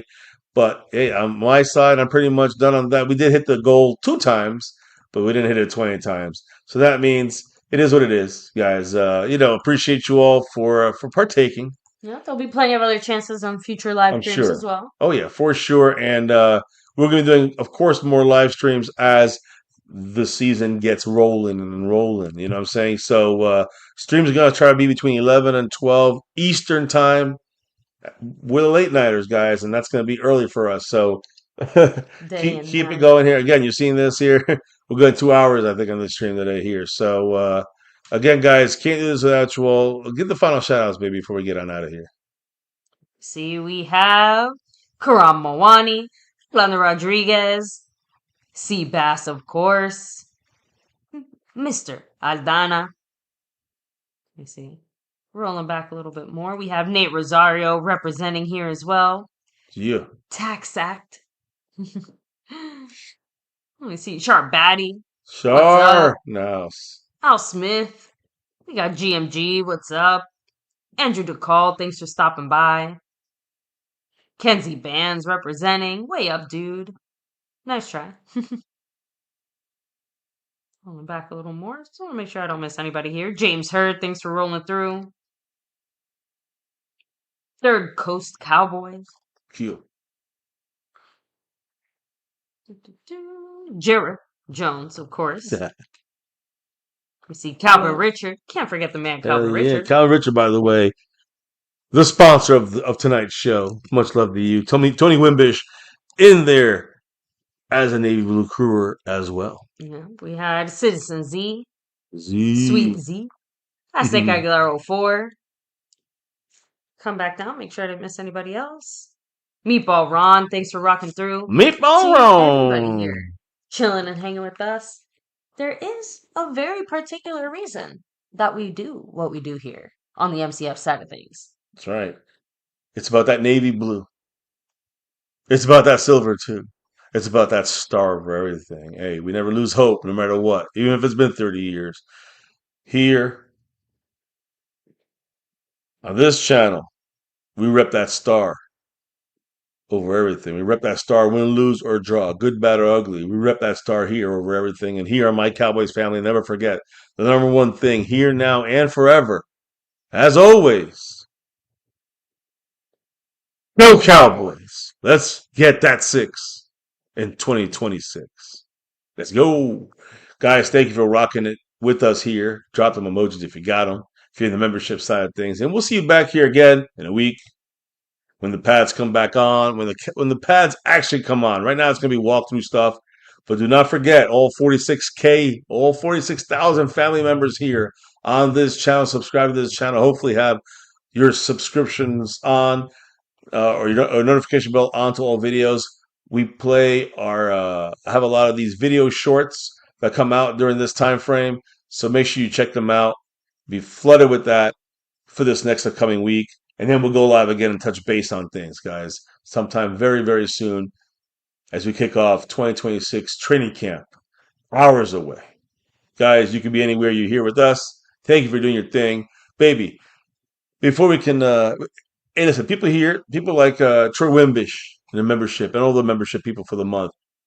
People like Calvin Richard, who came in here and just held that stream boss down with 98 points. Our sponsor of the quarter, shout out to the man, John Luna. Don't forget the man boogieing to the top, NDN Boogie, the membership gifting champion.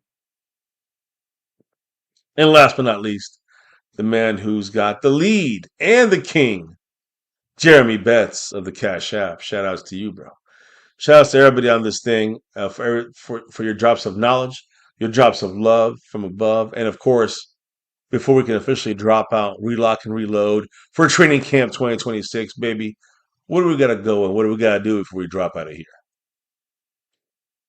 We got to drop the beat. Oh yeah, that beat's been dropped and it's a wrap right here. My Cowboys family. Thank you for stopping in here, hitting that like, subscribing. You can be anywhere you're here. 1:40 in the morning, chilling with us. Talking Cowboys football as it's right around the corner. 2026 is here. I'm ready. I'm excited. And let's see what happens. We got a very good offense. We got a promising defense. Let's see if these coaches and players come together, put this thing together, and get us something to be proud of here after 30 effing years. No matter what, though, we're fans for life, and no matter what, here we talked about it all. Yeah, I'm talking about you. I'm talking to you. That's where Rashawn Gary is ready to help us with that pass rush on defense. You got Caleb Downs on the right, number 13, the rookie. You got number 3 on the left, George Pickens, along with CD in the offense. Let's see what happens in this training camp. You see it right there, training camp 2026. And you'll see Tony Romo a little drunk too there, driving the car in Wisconsin. What happens in Milwaukee? That's what happens. Here on MCF, on My Cowboys Family, it's about that navy blue, that silver too, and that star over everything. Never ever forget the number one thing that makes things go around here. You guys, thank you all for hitting that like button for the stream. Thank you for hitting that subscribe button for the channel. And don't forget to hit that notification bell onto all videos. Appreciate you all. You can go over to Discord on My Cowboys Family. You can go over to all our social media like X or whatever. Hit us up there under the same at My Cowboys Family. And guys, stay safe. Much love to all. We'll see you soon. Enjoy the training camp videos coming your way. And never, ever forget, Camp Cowboys!